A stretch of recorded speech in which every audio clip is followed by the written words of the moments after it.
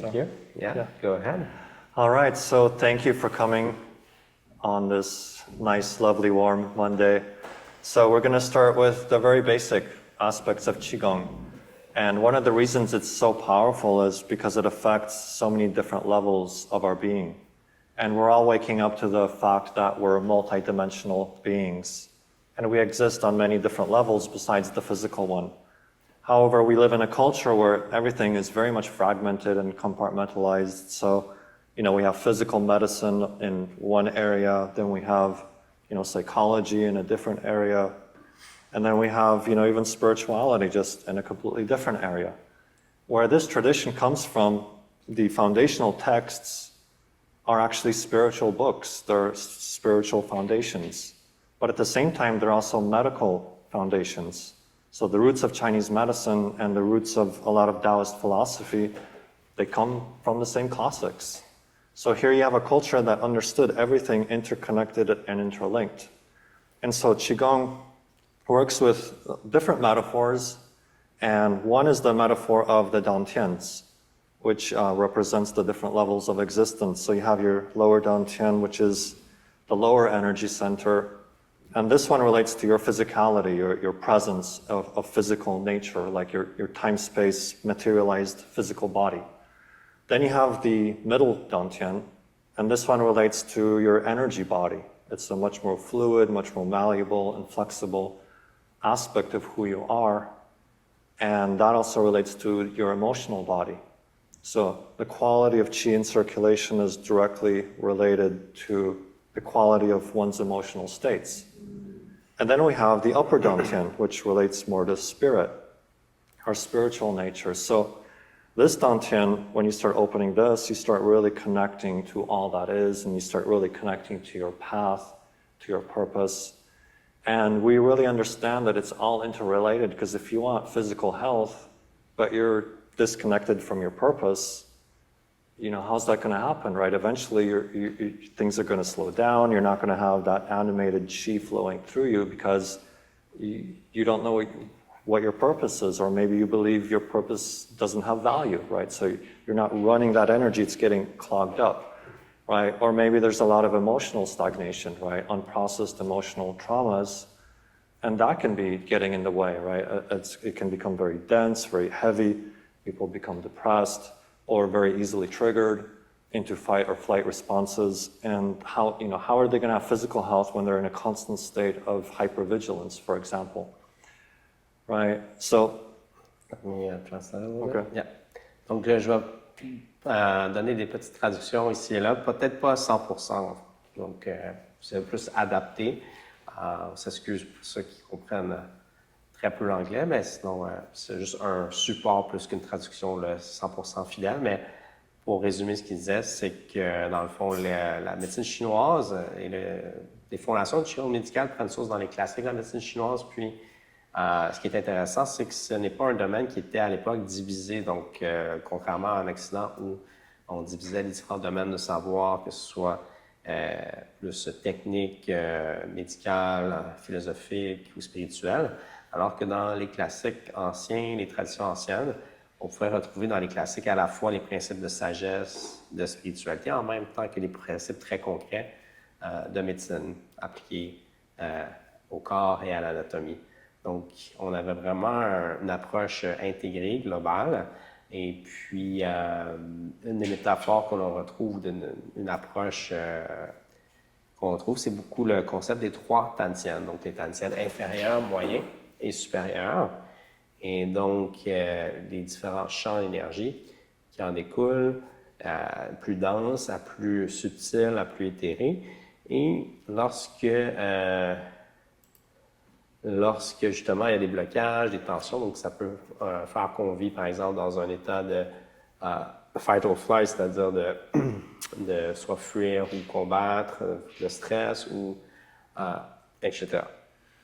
Et lorsqu'on arrive à ouvrir ces champs d'énergie et connecter avec ce champ d'énergie plus élevé du Tantien supérieur, on peut avoir accès justement à plus la source de l'être qui nous connecte avec tout dans l'univers. Donc essentiellement, c'était là-dessus qu'il a commencé. Yeah. Go ahead. So just a little bit more on this, the multiple levels. We have a metaphor in Qigong, which is ice, water, and steam. And so this represents that alchemical transformation going from very solid and dense physical materialization to something much more fluid and flexible, very much like our emotions, right? We experience our emotions as being quite fluid, whereas the body we experience, it's quite solid. And of course, then the vapor, right? As the water transforms to steam, there's this even greater sense of expansion.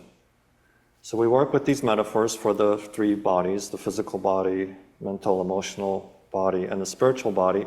And then it goes further than that into, the steam disperses into the void or into the Wuji, as we say, and then connects to all that is, or the Tao, or true nature.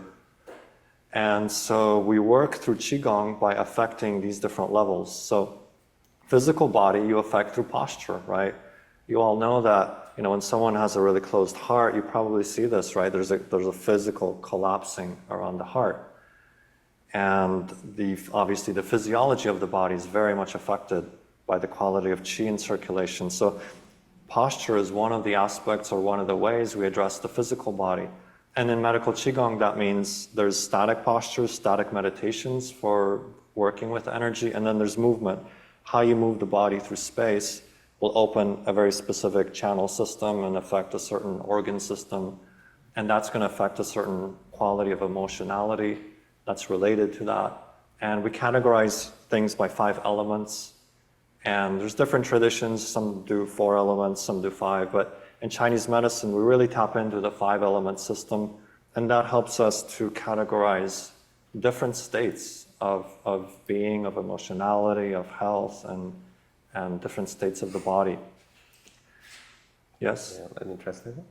So, donc, une des analogies, c'est celle de la glace, dans le fond, qui passe de l'état solide à l'état liquide, à l'état gazeux.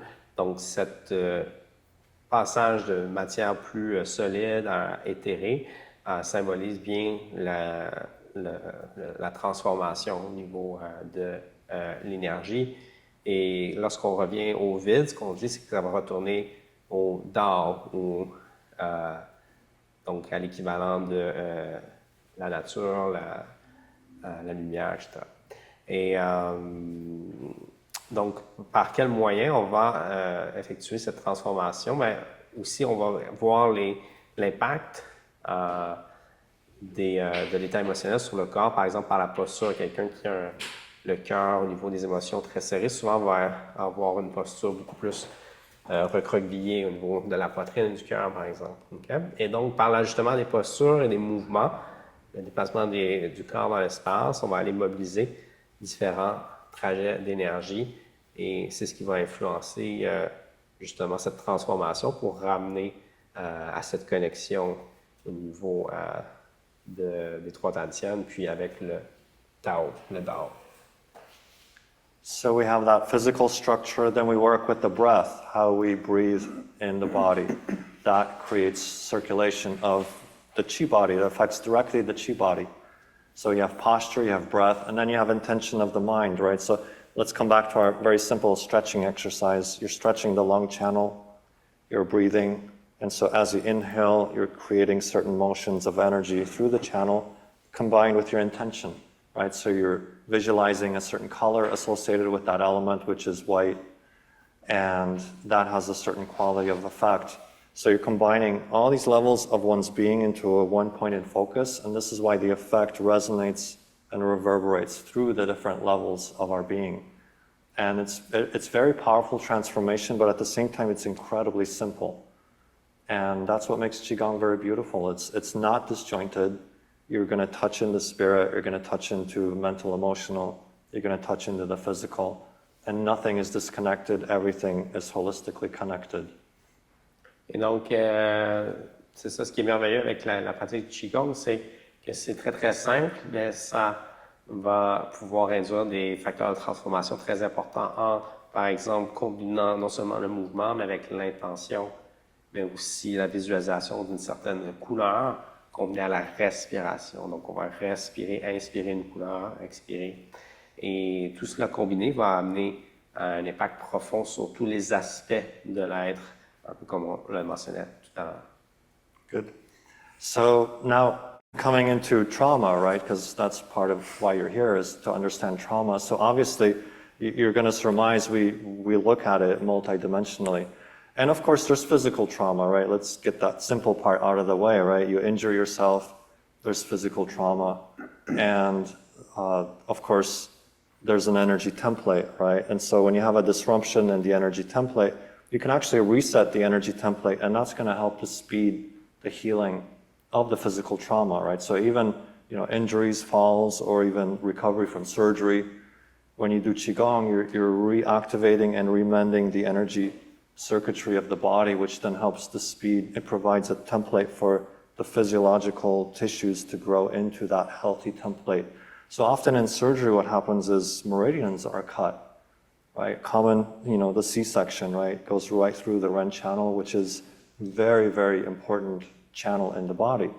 And then that can lead to different dysfunctions because there's no qi flow, right, or much less qi flow. So recovering from physical injury, right, that's kind of a more basic way of looking at it. But something a little bit more mysterious is the quality of the emotions, how they affect the body. And of course, we're coming around to the idea that yes, chronic emotional states do impact. I mean, now they have studies where they know that chronic emotional states, because of the neuroplasticity of the brain, literally the brain wires itself and tunes itself to perpetuate a certain kind of chronic emotional state. And that's why some of these things can be challenging to shift, right? So Good. Okay. So the main aspects of emotional trauma in Qigong, there's three main components. It's abandonment, rejection, and betrayal. Okay, stop there. Okay. Donc, il parlait d'abord des traumas. Pour faire quelque chose de simple, c'est les traumas physiques. Donc, évidemment, la médecine chinoise va pas seulement s'attarder aux traumas énergétiques ou psychophysiques, psychologiques. On va aller aussi, évidemment, s'intéresser au traumas physique. Et la façon qu'on le voit dans une perspective du Qigong médical, c'est que le corps a son champ d'énergie, mais aussi a un template qu'on dit comme un plan ou un modèle qu'il suit. Et éventuellement, c'est que l'énergie suit ce modèle qui trace, si vous voulez, les lignes directrices pour la matière. Okay, pour le corps. Et donc, en ayant un impact sur le modèle énergétique, on aide aussi à la guérison d'un point de vue physique, c'est-à-dire qu'on va favoriser les transformations, les reconnexions des circuits énergétiques. Okay, un peu comme à travers une structure, on voit les murs, mais il y a aussi des circuits, il y a toutes sortes de fils qui parcourent les murs, la structure, et donc on s'intéresse à ces circuits-là d'énergie qui traversent le corps pour favoriser donc une récupération, une guérison plus rapide. Donc ça, c'est d'une part au niveau physique. Ensuite, évidemment, on va avoir aussi cette influence entre le corps et l'esprit, et donc au niveau des traumas de nature psychologique.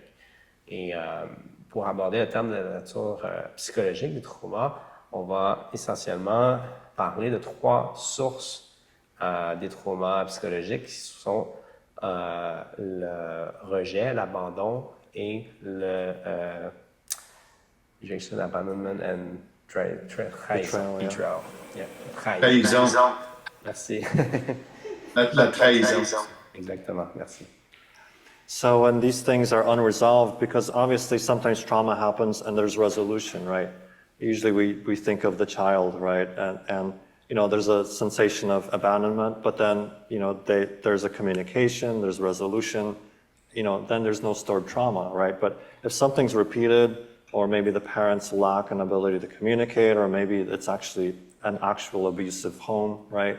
Where there's the sensations of abandonment, rejection, betrayal, but they're not resolved, then that starts to get stored in the body, right? Because the body doesn't really forget, and that energy has to go somewhere.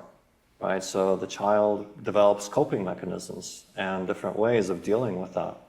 And so those emotions start to get stored up in the body and sometimes even really sequestered because it's overwhelming, it's too much. There's that child doesn't have the tools to work through that. And it just builds up, and these different chronic emotional states, they're eventually going to start really affecting the physiology of the body. At first, it's very much energetic, but as the energy template gets more and more impacted, of course, it's going to start trickling down and having a physiological effect, because like we were saying earlier, everything's interlinked, interconnected. So the yang aspect of it is the energy, but the yin aspect of it is neurotransmitters, different blood chemistry, different hormones that run through the body, whether it's adrenaline or whether it's, whatever it is, right? There's a physical effect, and those chronic emotional states will have that physical, eventually a template of the physical body will restructure into that. So the beautiful thing is that with the Qigong, you start slowly and sometimes rapidly really unwinding all of that, right? So when the trauma is stored, you have all the emotions, but you have a conclusion that holds it in place, right? You'll have a very specific definition or belief. Like, here's an example, right? I live in an unsafe universe, right? And when you grow up with that belief system, now as an adult, now everything's going through that filter. You're more afraid of people. Maybe you're not as readily willing to go out there and connect, share your gift, right? And you're in a chronic state of fight or flight because now it's like, oh, I better, hypervigilance is one example of that. Another example of a negative belief is, I'm not worthy, right? Maybe I'm not worthy of love because that was never expressed, right? So now you have that filter on. So now instead of hypervigilance, maybe you have, you're very easily triggered even by the sensation of someone trying to connect. It's like you want to run away. It's like, oh, that's scary. Like that hurts, right? Let me pull back, right? And this is all just going on in the subconscious mind. So there's always a belief matrix that's going to hold the emotion in place, right? And the different emotional states, we all know what they are, right? It can be a lot of sadness and grief that's unexpressed and unresolved. Maybe it's anger and rage. It can be guilt, shame, remorse, or regret. Self-blame. There's a lot of these states, they will definitely impact. You're running everything through that filter. So coming back to our analogy of the three bodies, the clear light of the soul wants to come through and just radiate, right? And you see this in children. They just we say they're pure yang, right? They just radiate light. But as they start taking on these dense belief matrices and the accompanying emotional states, it's like it's like there's this filter, there's this heavy, thick, wet blanket that's dulling the light, right? And then they grow up and you wonder, oh, why am I depressed? Or why am I not reaching out to people? Or why am I only going at 25% of my potential, right? Because we have these filters, right? But if it's unconscious, you're just going to repeat it. And the light of the soul comes through, but it's filtered through the beliefs. And when you believe in some kind of separation from source, you're going to generate the negative emotions of separation, right? So you're going to generate emotionality, and then you're going to generate just your day-to-day thinking, right? Your thought processes. And that's going to lead to action through the physical body, right? So, or non-action, right? Holding back. And then you're going to put that energy out in the world, and then you're going to start reinforcing it, right? Because, if you're constantly hiding and not connecting with people and you have this belief that you're unworthy, well, guess what? You're not going to make a lot of connections with people, and you're going to conclude, well, see, it's true, I am unworthy, right? And that's how these things just perpetuate themselves. And so this kind of practice is all about bringing consciousness back into that process. And yes. Donc, ici, donc, quand on parlait justement des émotions et des facteurs de trauma, comme par exemple, si on prend quelque chose comme l'abandon, ça peut remonter jusqu'à aussi loin que l'enfance, n'est-ce pas? Et ce premier trauma-là va s'insérer dans le subconscient, puis va continuer d'influencer un peu la façon dont on interagit avec le monde extérieur. Et des fois, ces traumas-là vont créer non seulement des traumas énergétiques stockés loin en arrière, qu'on oublie, qu'on n'a plus conscience. très profondément et éventuellement vont se transformer aussi en façon d'interagir, de voir le monde un peu comme une croyance. C'est-à-dire que, par exemple, si on fait référence à l'abandon, le manque d'amour, par exemple, mais comme on a ce manque-là ou ce trauma-là, quelque part, on va penser que le monde peut être un endroit, par exemple, insécure et interagir avec le monde de cette façon-là en croyant que le monde est insécure ou en croyant qu'on n'est pas, qu'on on a en anglais, on va dire deserve, on n'est pas worthy, on ne va pas, donc, voyons, Getting help from the audience. qu'on ne mérite pas ou qu'on n'est pas, c'est ça, on a pas beaucoup de valeur personnelle. Okay? Et donc, en ayant ce filtre-là qui vient filtrer un peu soit notre vision du monde ou la lumière, qu'on peut dire de la source ou la lumière divine qui circule à travers nous, va être filtrée par ces choses-là. Et éventuellement, ça va influencer donc nos pensées au quotidien, nos croyances et éventuellement même nos actions, ce qu'on va projeter dans le monde extérieur. Et à ce moment-là, ça va commencer à renforcer ce système de croyances-là. Donc, il va y avoir comme une validation parce que comme je projette que je ne suis pas, je ne mérite pas ou que, etc., bien, éventuellement, on va confirmer par, effectivement, je vais moins vers les gens et donc je reçois moins, justement, soit d'attention ou de connexion valorisante avec les autres. Et donc, je commence, ben voilà, ça confirme ce que je pensais et ça va nourrir ce processus-là, ce pattern-là. Essentiellement, c'est cela. Good. Trying to keep my train of thought with the pauses, right? So here's an example, right? Because we all like examples. So consider the energy of anger and just kind of think to yourself, what does that energy look like? And I'll just give you some potentials, right? Does it descend the chi? Does it expand the chi? Does it contract the chi? Does it stagnate the chi? Does it raise the chi? Right? Which one is it? And you might, yeah, here, go ahead. Raise. Yeah, there you go, right? And we, the voice raises, and we say shouting is related to anger and it's the sound of the liver. It affects the liver organ, and the energetically, it literally just goes up and just whoom at the person, right? Or at whatever you're angry at. But the body follows, right? It's not just energetic, it's physiological, right? Of course, there's neurotransmitter activity and blood chemistry, but also just the pressure of the blood goes up, right? The red face sometimes, right? Or sometimes even red in the eyes. So there's a distinct physiological component to it. And that's not to say that, we're not labeling emotions bad, right? We're not judging, right? Because there's times when you get angry and it's a flash, it's there to let you know, maybe a boundary was crossed, you need to express yourself. And when you do so, you resolve it, right? We come back to how, when as a child, when things were resolved, when it was modeled that you can communicate through these things and reconnect, well, that's a healthy response, right? But when someone does not have those templates and things are left unresolved, well, now they don't have the tools. They get angry and maybe they shout and scream at people or maybe they suppress it, right? But physiologically, right, down to a biochemical level, right, hypertension, high blood pressure can be a result of that, right? So that's the quality, we call it sometimes, liver fire or liver yang rising, where that energy just chronically rises. And a person might be very much avoiding their anger, right? Maybe they're, going for spiritual practice and wanting to meditate it away, but there's still that pattern, that energy needs resolution, and it's just going to build and build like a pressure cooker. So that's one example. And, okay, do you want to go? It's easier when it's Okay. shorter. Okay. Donc, un des exemples très concrets, très simples, c'est la colère, par exemple.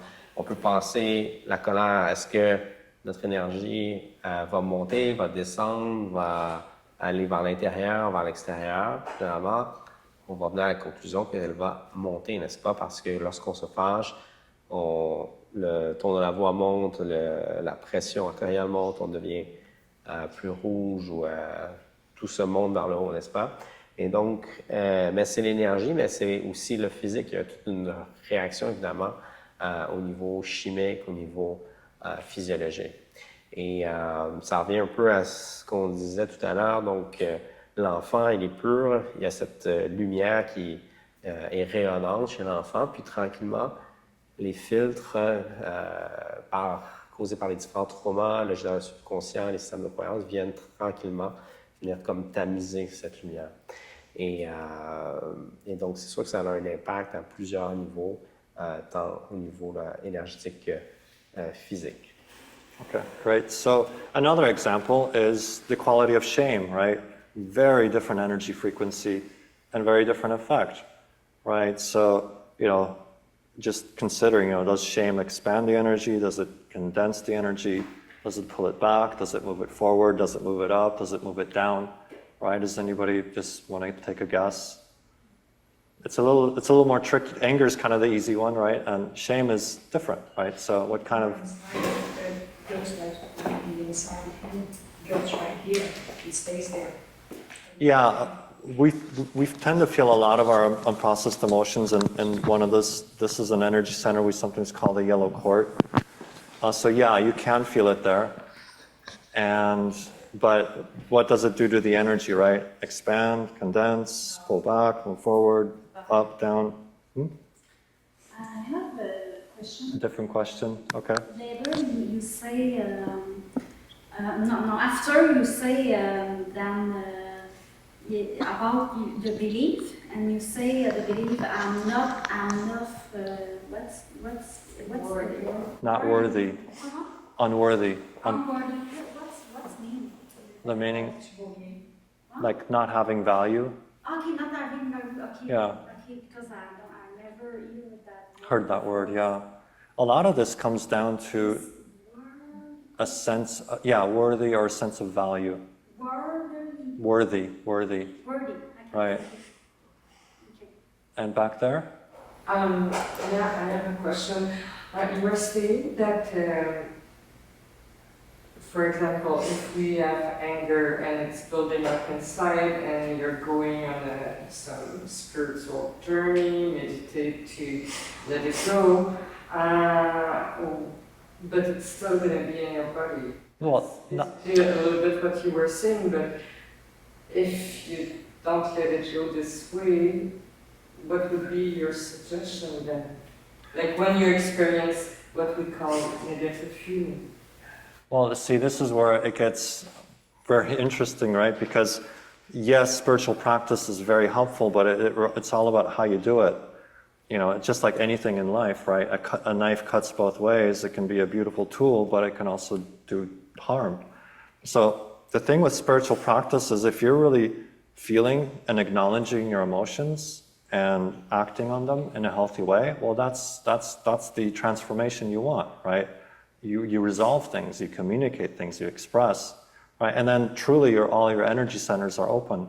But sometimes people do what we call spiritual bypass, where they don't want to deal with the emotions, and then meditation is like an escape. Well, Like denial. Denial, yes, yeah. I've done that, right? So I know. I can talk about that all day long. And no, you just have to come back and feel the things. And when you feel it and acknowledge it, paradoxically, that's when the energy starts to unfreeze and it starts to move and circulate. And now you can work with it. But as soon as you're denying it, it's like you have nothing to work with because you're saying it's not there. Right? You're just pretending it's gone, right? Oh, I'm a spiritual person. You guys have come across this, right? Where they have this spiritual aura, right? Like, oh, I'm doing meditation, I'm very peaceful. But inside there's a boiling rage, right? You've come across this. So let's see with Qigong, how would you, like, shame is something that's not as apparent as anger, for example. Je vais juste traduire avant qu'on aille plus loin, je vais pas traduire. It's all right. Donc, voilà. Donc, ce qu'on disait, c'est que par rapport au sujet de la colère, par exemple, on disait que la colère peut être aussi un outil naturel d'affirmer ses limites, de régler un conflit, etc. Mais normalement, ce qu'on devrait, c'est de revenir à la normale. et non pas tomber dans un aspect là, plus de cycle négatif ou de trauma ou de blessure qui vient altérer un peu là, notre énergie ou notre vision du monde. Et par la suite, il a donné l'exemple aussi que des fois, on a différents moyens d'interagir avec nos émotions, c'est-à-dire de gérer les émotions. Et parfois, ça peut être de différentes façons. Là. Je complète un peu ça peut être par exemple de manière physique, ça peut être de manière intellectuelle ou même spirituelle. Fait que des fois, quand les gens vont vers la méditation, c'est pour aussi ce qui est bénéfique à la base, mais qui peut être aussi des fois un moyen d'essayer d'éviter ou de se détacher ou d'éviter les vraies émotions ou les traumas. Okay? Donc, il y a un double tranchant ici, là, donc de dire est-ce que c'est plus un moyen d'éviter ou c'est vraiment un moyen de me connecter à mes vraies émotions, ma nature, mon ressenti, reconnecter. Parce qu'au final, ces pratiques-là nous amènent à reprendre conscience. C'est tous les traumas enfouis dans le subconscient, les systèmes de croyance, c'est de reconnecter, reprendre conscience. Par la prise de conscience, on peut reprendre, si on veut, reconnecter avec notre vraie nature et reprendre, si on veut, notre potentiel, notre pouvoir, la manifestation plus spontanée là, de nos potentiels. And so, can you repeat your question, please? You pretty much answered it, I Oh. think, and with the translation also. Good. Okay, yeah. Right, so just that previous example of the shame, right? The quality of shame, like what does a person do when they feel ashamed? Like you kind of want to hide, right? So it's a very different energetic than when you're really angry, right? It's like you want to push your energy out at someone. When you're in shame, it's like you're like, I gotta hide, I gotta get out of here, right? So your energy it pulls in. So the organ of it affects is the lungs, but you're also correct because a lot of unprocessed emotions do end up in the center. And we have this expression, sometimes we say that we process our emotions like we process our food, right? And I like to use the word, so you want to metabolize your emotions, you want to integrate them. And, here's where the stomach is, right? So there's this parallel of this metabolizing. And this energy center, we work on this a lot because a lot of things just get backed up here in the yellow court. So that's another quality, right? Just a third one, just as an example, the quality of fear, right? Does that move the energy up, down? Let me finish with blame Oh, first. yeah, sure. Donc, la culpabilité va faire quoi comme mouvement d'énergie? On a parlé tout à l'heure de la colère qui montait. Alors, quand on réfléchit à la culpabilité, c'est un petit peu plus peut-être difficile à cerner. Ce qu'on dit, c'est que ça va aller surtout vers l'intérieur, okay? Vers le bas, vers l'intérieur, parce qu'on veut vraiment s'effacer, si on veut, lorsqu'on ressent un sentiment de culpabilité. Alors, on va relier ça plus cette fois-ci. La colère, c'était vraiment le foie, hein? C'était l'énergie yang du foie qui monte. Alors que la colère, ça va être plus associé, pas la colère, mais bien le shame, ce qu'on dit, la culpabilité, ça va être associé avec le poumon à ce moment-ci. And so last one, right? Fear. Does anybody want to just take a guess what fear does energetically to the body? How does it move? You just make it freeze. There's a Fear quality of freeze. paralyzes, stagnates. Okay, Sure, freeze is interesting because there's fight, flight, and freeze, right? So that's appropriate. Energetically, though, there's this downward movement with fear. And if you notice, when you're afraid, right, what happens? It's like you have this sinking feeling, right? And what's commonly depicted in the Hollywood movies, right, when a character goes into intense fear because maybe they're about to die, right? It's like they let the water go, right? The bladder empties. And in Chinese medicine, kidneys is what fear affects, and the bladder are connected, right? So you might have, in severe cases, right, the letting go of the bladder. And so that's fear, right? So fear moves down, it's a sinking feeling. So all of these emotions in chronic states, it's gonna have some kind of an effect on your emotional body. And so of course, now that you know about that, well, here's the tool for it, right? Medical Qigong, how does that affect change through all these different states? And so part of it, so I like coming back to this one, right, because it's easy.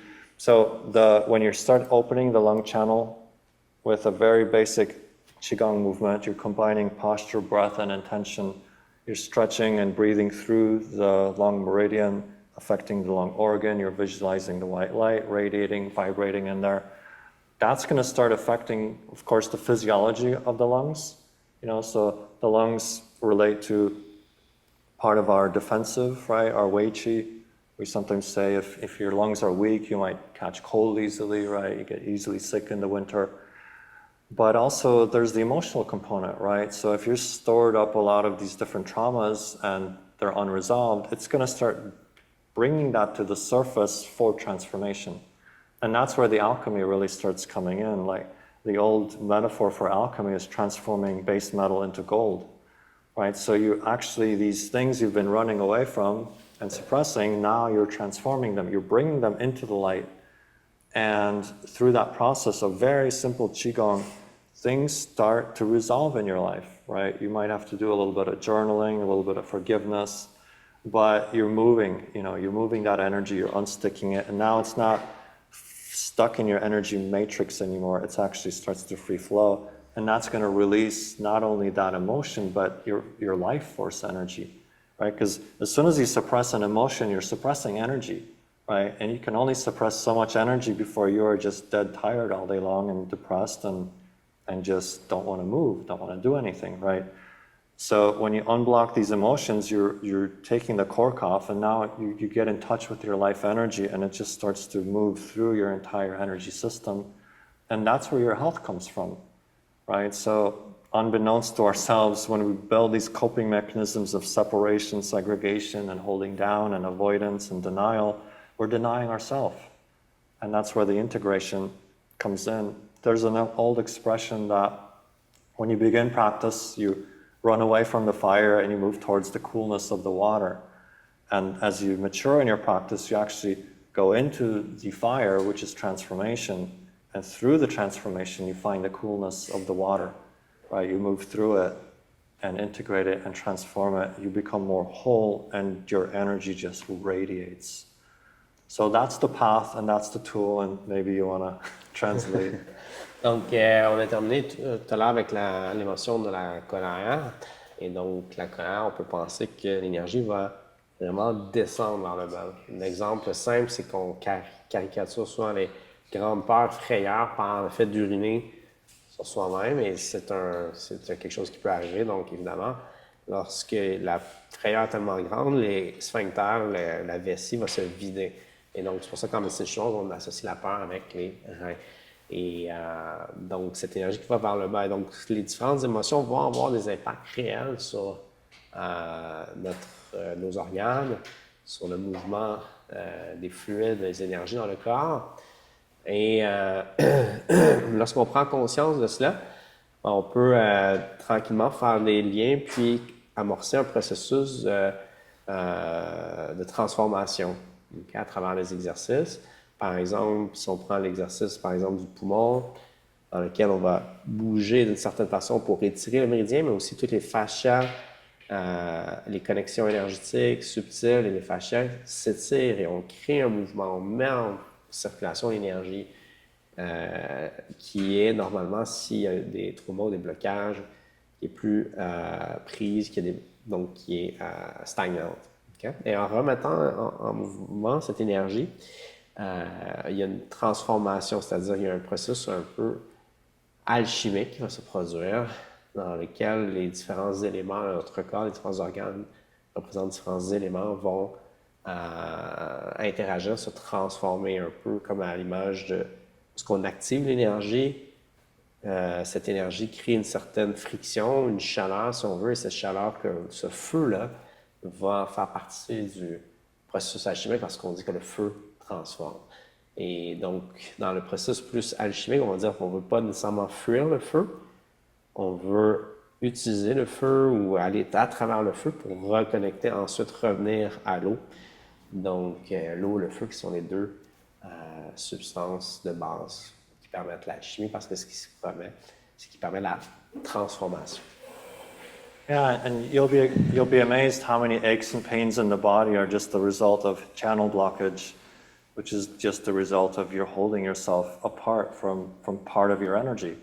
Right? You're creating blockages and freezing that, and anytime you have a channel blockage, you have excess upstream from the dam or the blockage, but then you have deficiency downstream, right? And so that's where these imbalances start to really take over, and it can start to feel like this is just part of your energy matrix, this is just how life is, oh, everybody deals with that, right? Because there's that expression, right? It's like if everyone's crazy, when you're crazy too, everyone thinks you're normal, right? And now we're moving into this age of much more awakening where we realize that what's normal is actually quite dysfunctional, and we're constantly shifting and leveling up our energy so that we can be at a higher rate of vibration, and sometimes being quote-unquote abnormal becomes eventually the new normal at a much higher state in our society, right?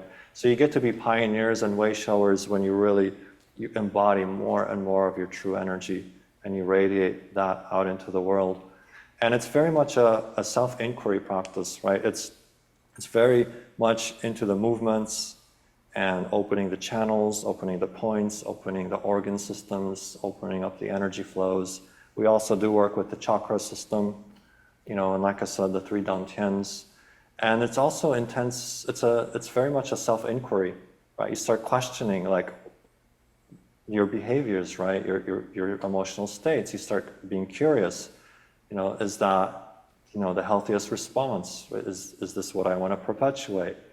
Do I want to just keep labeling, oh, that's normal, everybody does that, or that's just the way I am? Or do you want to start asking those deeper questions of transformation?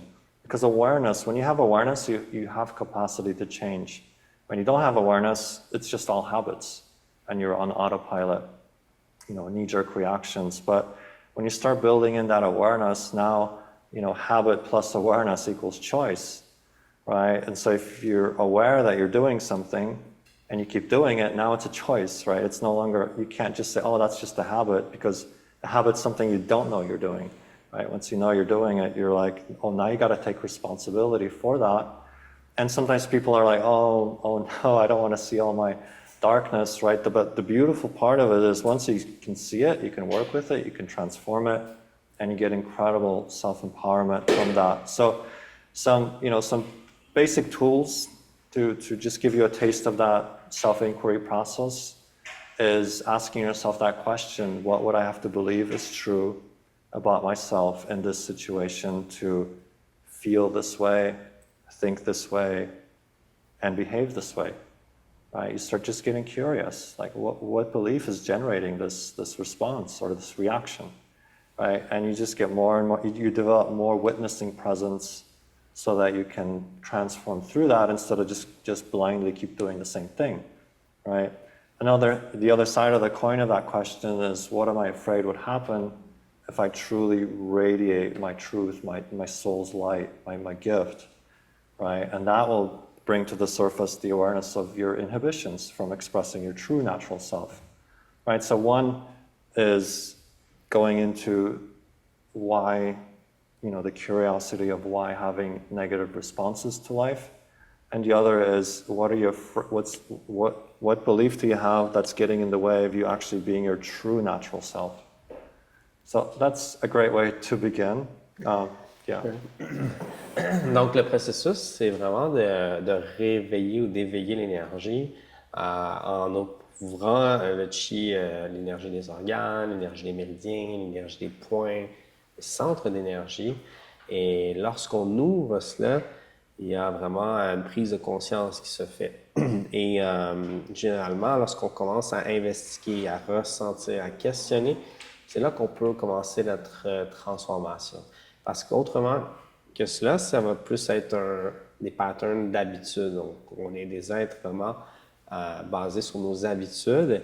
Mais lorsqu'on prend connaissance de la source, un peu de nos pensées, nos systèmes de croyances, nos actions, bien là, on peut prendre conscience de nos habitudes. Puis lorsqu'on a la conscience et les habitudes, ensuite, ça devient un choix. Okay? Donc, on a le choix. On ne peut plus juste dire « Ah, c'est juste parce que je suis habitué de faire de cette façon ».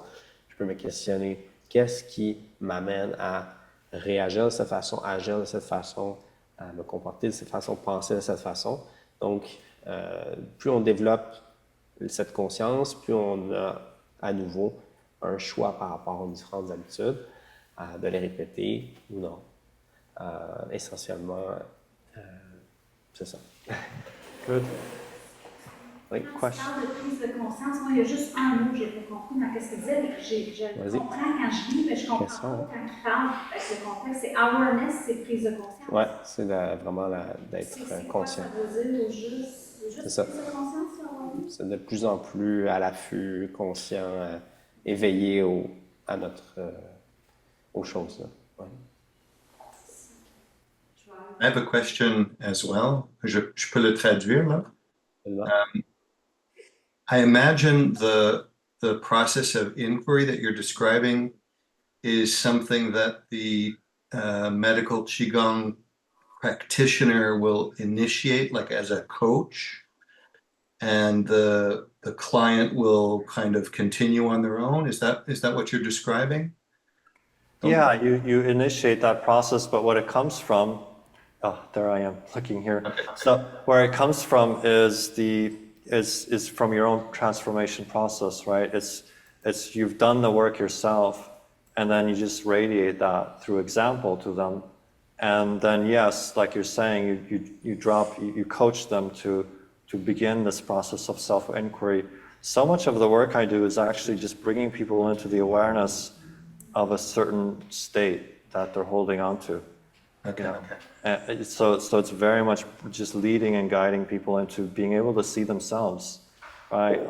Oftentimes it feels like you're holding up a mirror to them and reflecting to them so they can have a sense of self-reflection within themselves. So yeah, you're coaching them in that way.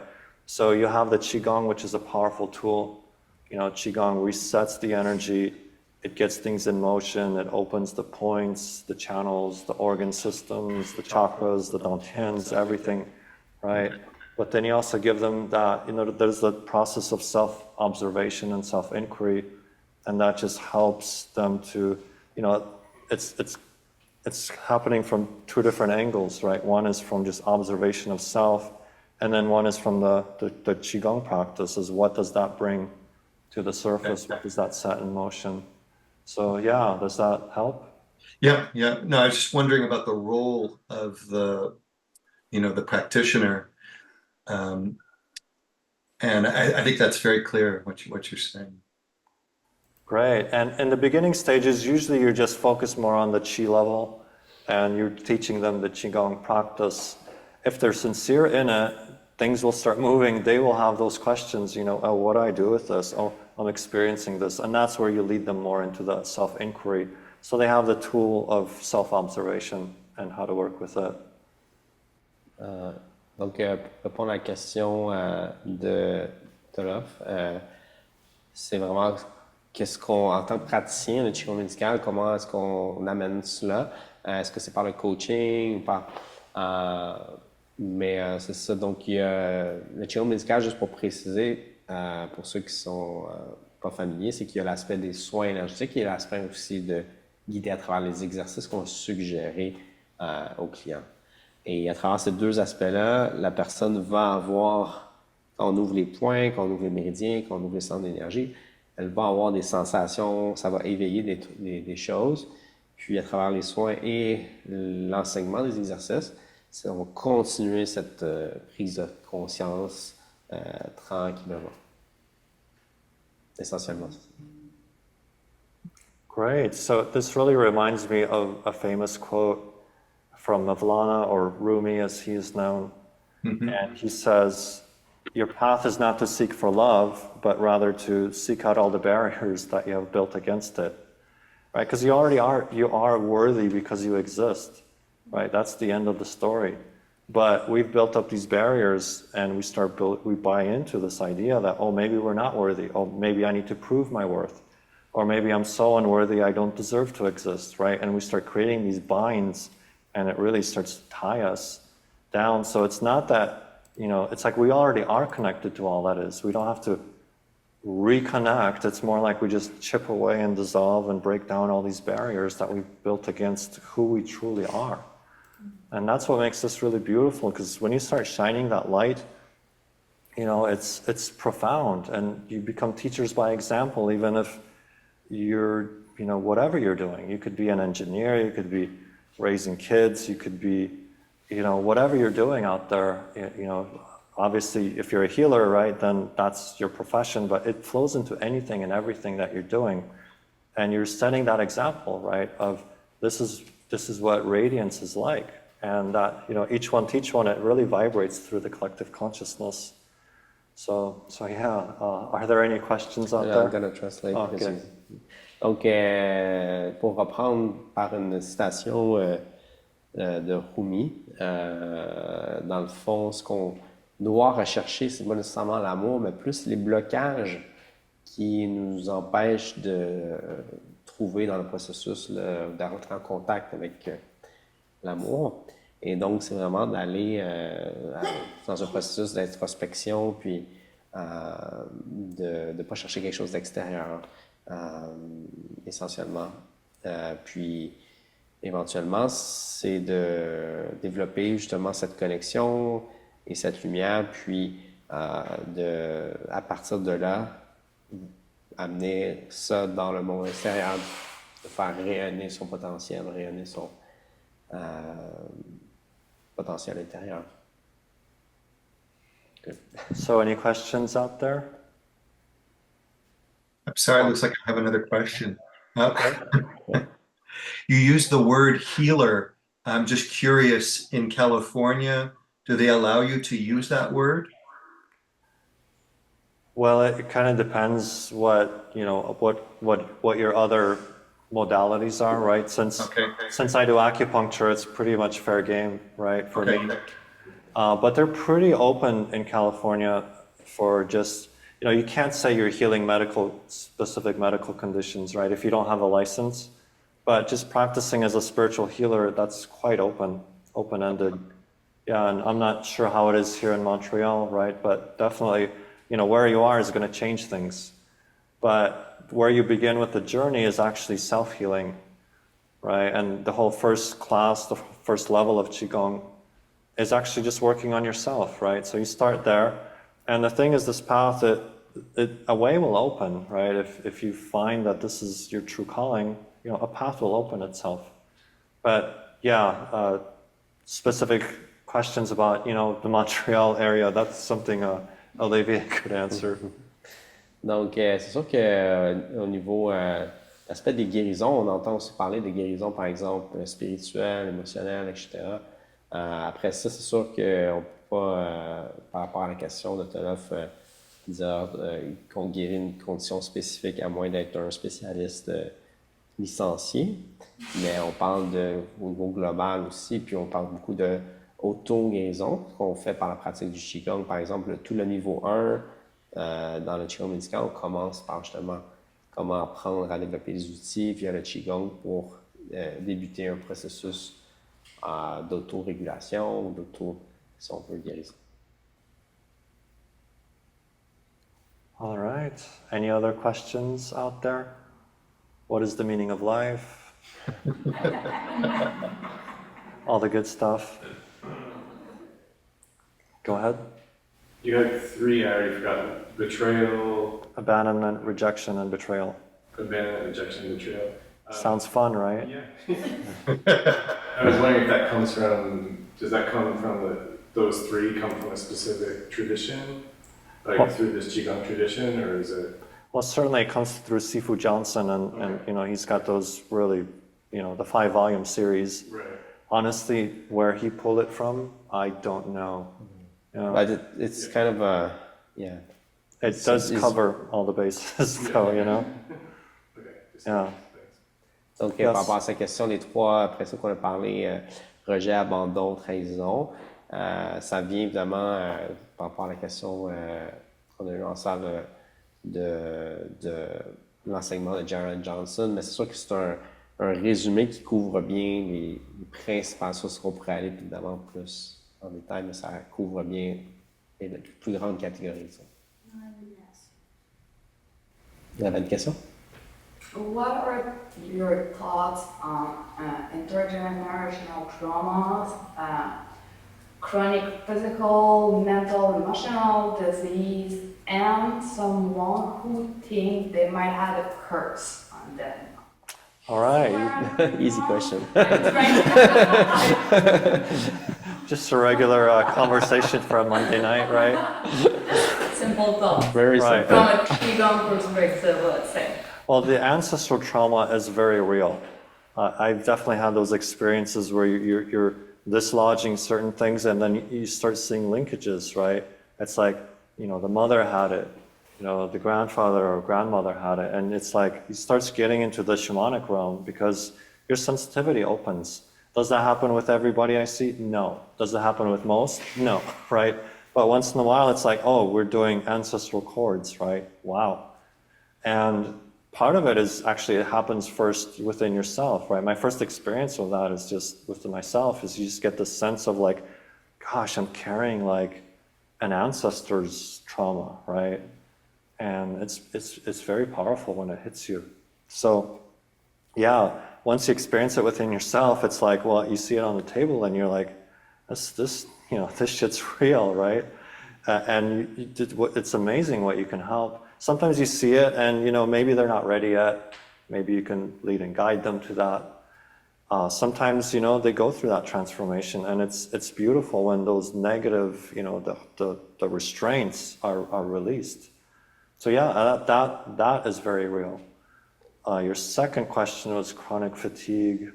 So that comes more back to those two basic questions and more so leaning into what am I afraid will happen if I truly move in the direction of my true passion, right? There's two kinds of passion, right? It's good to be very clear on definitions because in spirituality, passion gets kind of a bad rep, right? It's like, oh, you want this passion, oh, you want to do away with your desires and all that stuff, right? So just a really quick rundown of this is there's desire that's like, I want to get that thing because I think in the having of it, I will feel more complete.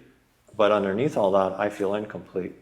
And so this is where the grasping and clinging, which comes in, which, the Buddhists love to talk about. And that's very real, right? But there's true passion, which is just the resonance of your soul's energy.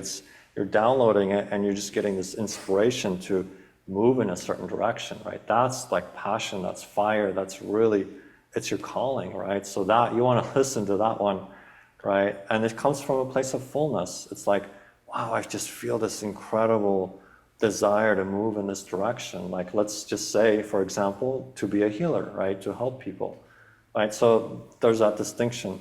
So when you're in the states of chronic fatigue, you want to come into, well, what am I afraid will happen if I actually start really moving in that direction? And, if you're really honest with yourself, you'll start discovering, oh, maybe you do believe you're not worthy. Maybe you believe your gift is not worth it. Maybe you're afraid of what people will think. Like, when I first started coming out, it was kind of nerve-wracking, right? It's like, what will my family think? What will, my extended, my friends, my society, everything. It's like, you get really locked into this idea that, oh, people will make fun of me, right? And then you trace it back and realize, okay, that's linked to some experiences in childhood, right? But that doesn't have to be, the way it is. It's just my subconscious mind saying, oh, danger, danger, right? Don't move in that direction. So that kind of self-inquiry. And then your third, the juiciest part of the question. The thing is, you don't even have to look at, is our curse is real or not real? Like, instead of looking at it from an external, it's more into the self-empowerment, right? If someone wishes you ill will and you believe it, it's going to have an effect. If someone wishes you ill will, but you really believe in your radiance and your truth, it's just going to bounce off. It's a different frequency. It's, you can't get that radio station at this higher frequency, right? So the best protection you can really have is just to be in your light and to be in your core. But the way these things work is you have to buy into it on some level. And so again, it comes back to, forget about other people, but that self-inquiry is what am I believing is true about myself in this situation, to feel this way, think this way, act this way. Because when you unlock the self-empowerment, when you detach from those negative beliefs, it doesn't matter what others throw at you, because people will throw at you all kinds of stuff all day, every day, right? We're very empathic. We communicate verbally, but we communicate emotionally. And you've all experienced this when you're really thinking of someone and they call you, right? Or you have a significant other on the other side of the world and you can tell, or maybe a child, right? You can tell, oh, I need to reach out to them, something's off, right? So information's flowing back and forth all the time. So, but it's what frequency band do you want to tune into? And other people, we have no control of what others do, but we have control in how we respond to what others do. And that means exploring the subconscious and the unconscious to see if there's anything unconsciously that's buying into what people are telling us, right? Even unconsciously and subconsciously, or sometimes maliciously. So hopefully that helps. Just to mention, I said chronic disease, but it comes with chronic fatigue. Okay. But it's okay. Right. Yeah, it's kind of a similar thing. And so this is where we come back to the practice on the Qigong. Whatever the disease is, you start looking at where is it affecting the physiology of the body. So through the 5-element frame, you start thinking, okay, is it liver? Is it heart? We have the 5 yin organs.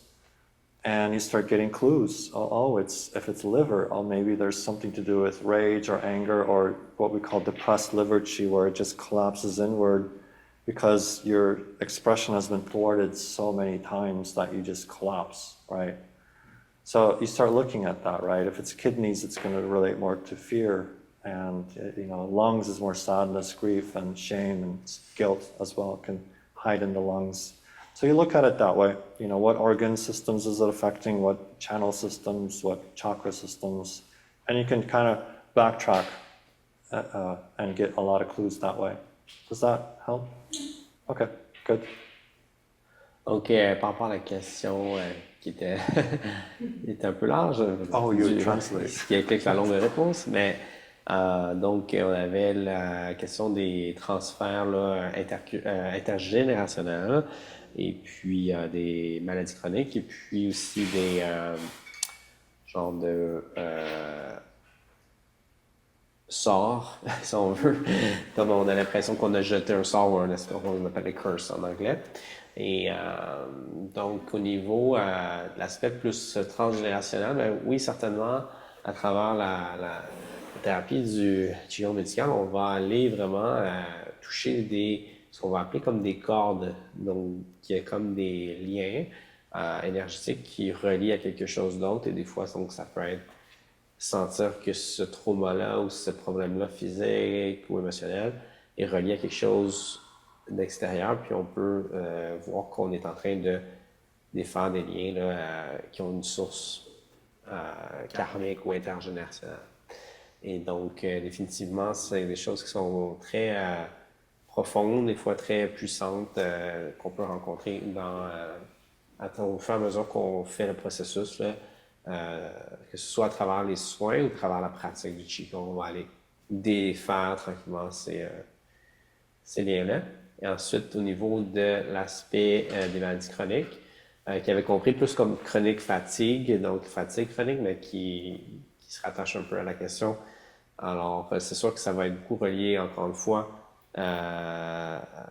vraiment au subconscient, au trauma enfui profondément, au système de croyance, et voir un peu par rapport à ce qu'on ose vivre de notre passion aussi. Des fois, est-ce qu'on a beaucoup dans le doute ou dans la crainte ou dans la peur des autres ou du jugement, et ça nous empêche de vivre en lien avec notre passion, n'est-ce pas?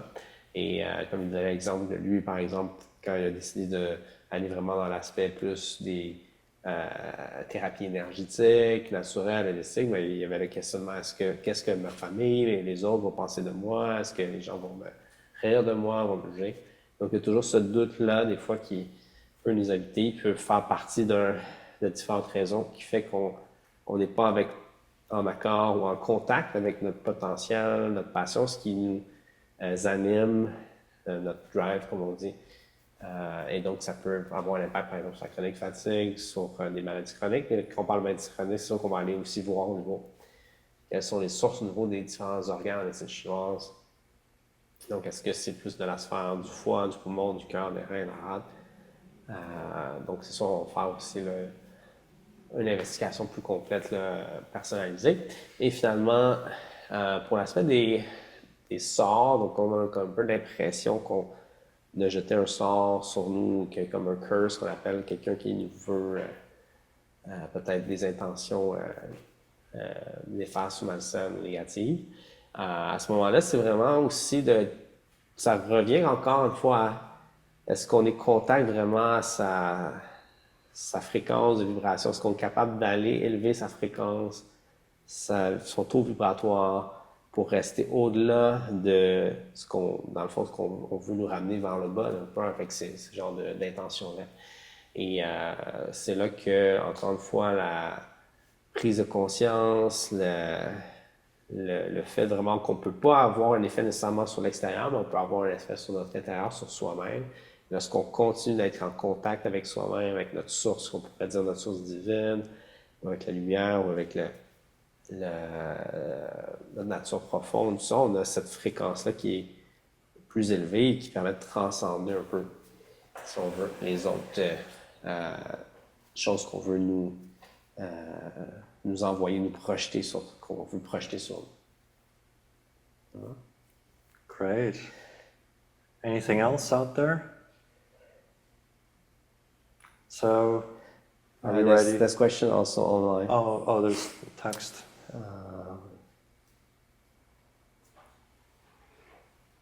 Donc, il y en a qui veulent évidemment s'intéresser à avoir peut-être un peu plus de détails. Quelle serait la différence? What would be the difference between, like, Reiki and Qigong? That's a question we can get quite sometimes. And I don't know the other word, but it doesn't really matter. You know that word? No. But it doesn't matter. It's just any jailing can be at like many words, so we won't go through all of them. But yeah, we can shortly answer that question. Well, what is the difference between medical Qigong and Reiki or other modalities? And I'm not a Reiki practitioner, so I can't speak to this from the Reiki side. So I can only approximate, right? So I can tell you more the Qigong side is, it's really tied into Chinese medicine, and therefore it has obviously a long history. And there's 5 branches of Chinese medicine, and we all use pretty much the same theory and diagnostic models. And there's slight variations. If it's herbs, it's going to be more specific in certain ways. For medical Qigong, we really incorporate the spirit much more than some of the other modalities. But basically, the theory is very similar. If you say liver qi stagnation to an acupuncturist, they're going to have an idea. If you say to an herbalist, they're going to have a very similar idea. Just the approach is going to be different. Right? One's going to give you herbs, one's going to give you Tui Now body work, and one's going to give you maybe dietetics. Another one might give you Qigong exercises, right? And of course, there's acupuncture, right? So there's the 5 branches of Chinese medicine, and it's all rooted in a lot of history. And it's very specific on diagnosing patterns to really understand, the healthy Qi dynamic and then the disharmonies of the Qi dynamic. So we call them patterns of disharmony. And there's many different ways, right? We're all very, very unique, but our dysfunction tends to follow certain patterns. And so you study the patterns and you learn to identify the patterns, and then you learn how to unlock people from those patterns. And there's the 5 branches is just different approaches for the unlocking mechanism. So that's medical Qigong and how it fits into the greater picture of Chinese medicine. And like I said, I'm not a Reiki practitioner, so there isn't a whole lot I can say. But what just appears to me, just from the outside observing, looking in, is they don't have as much of that detailed diagnostic component. But I don't really want to say more than that, because then it's just speculation. Et donc, une des différences majeures entre le Reiki est toujours d'une perspective extérieure, parce que nous ne sommes pas des praticiens de Reiki, mais ce qu'on peut dire, c'est que vraiment le Qigong médical vient vraiment de cette tradition de la médecine traditionnelle chinoise. Donc, on va vraiment puiser dans les principes, les connaissances profondes là, de tous les principes là, fondamentaux, comme on avait mentionné au début, les classiques, la théorie, qui servent donc à une évaluation, qui nous donne des outils pour une évaluation très précise, très détaillée des principes là, qui peuvent, au niveau énergétique, arriver dans le corps, se passer dans le corps. Okay? Que ce soit les 5 éléments, le yin, le yang, etc. Et puis toutes les 8 grandes principes d'observation, d'évaluation, etc. qu'on utilise dans la médecine traditionnelle chinoise. Il y a quelqu'un, par exemple, aussi là, qui disait en ligne, vous pouvez aussi, évidemment, vous référer au travail de Janet Johnson si vous avez déjà été en contact avec les œuvres de Janet Johnson. Vous allez voir qu'il y a beaucoup de détails sur toute l'histoire et tout aussi le côté de la médecine traditionnelle chinoise associé, qu'on intègre vraiment dans la thérapie du Qigong médical. Donc oui, c'est un soin énergétique, mais on utilise les mêmes principes que, par exemple, fondamentaux, théoriques que l'acupuncture, que l'herboristerie. Yes, question.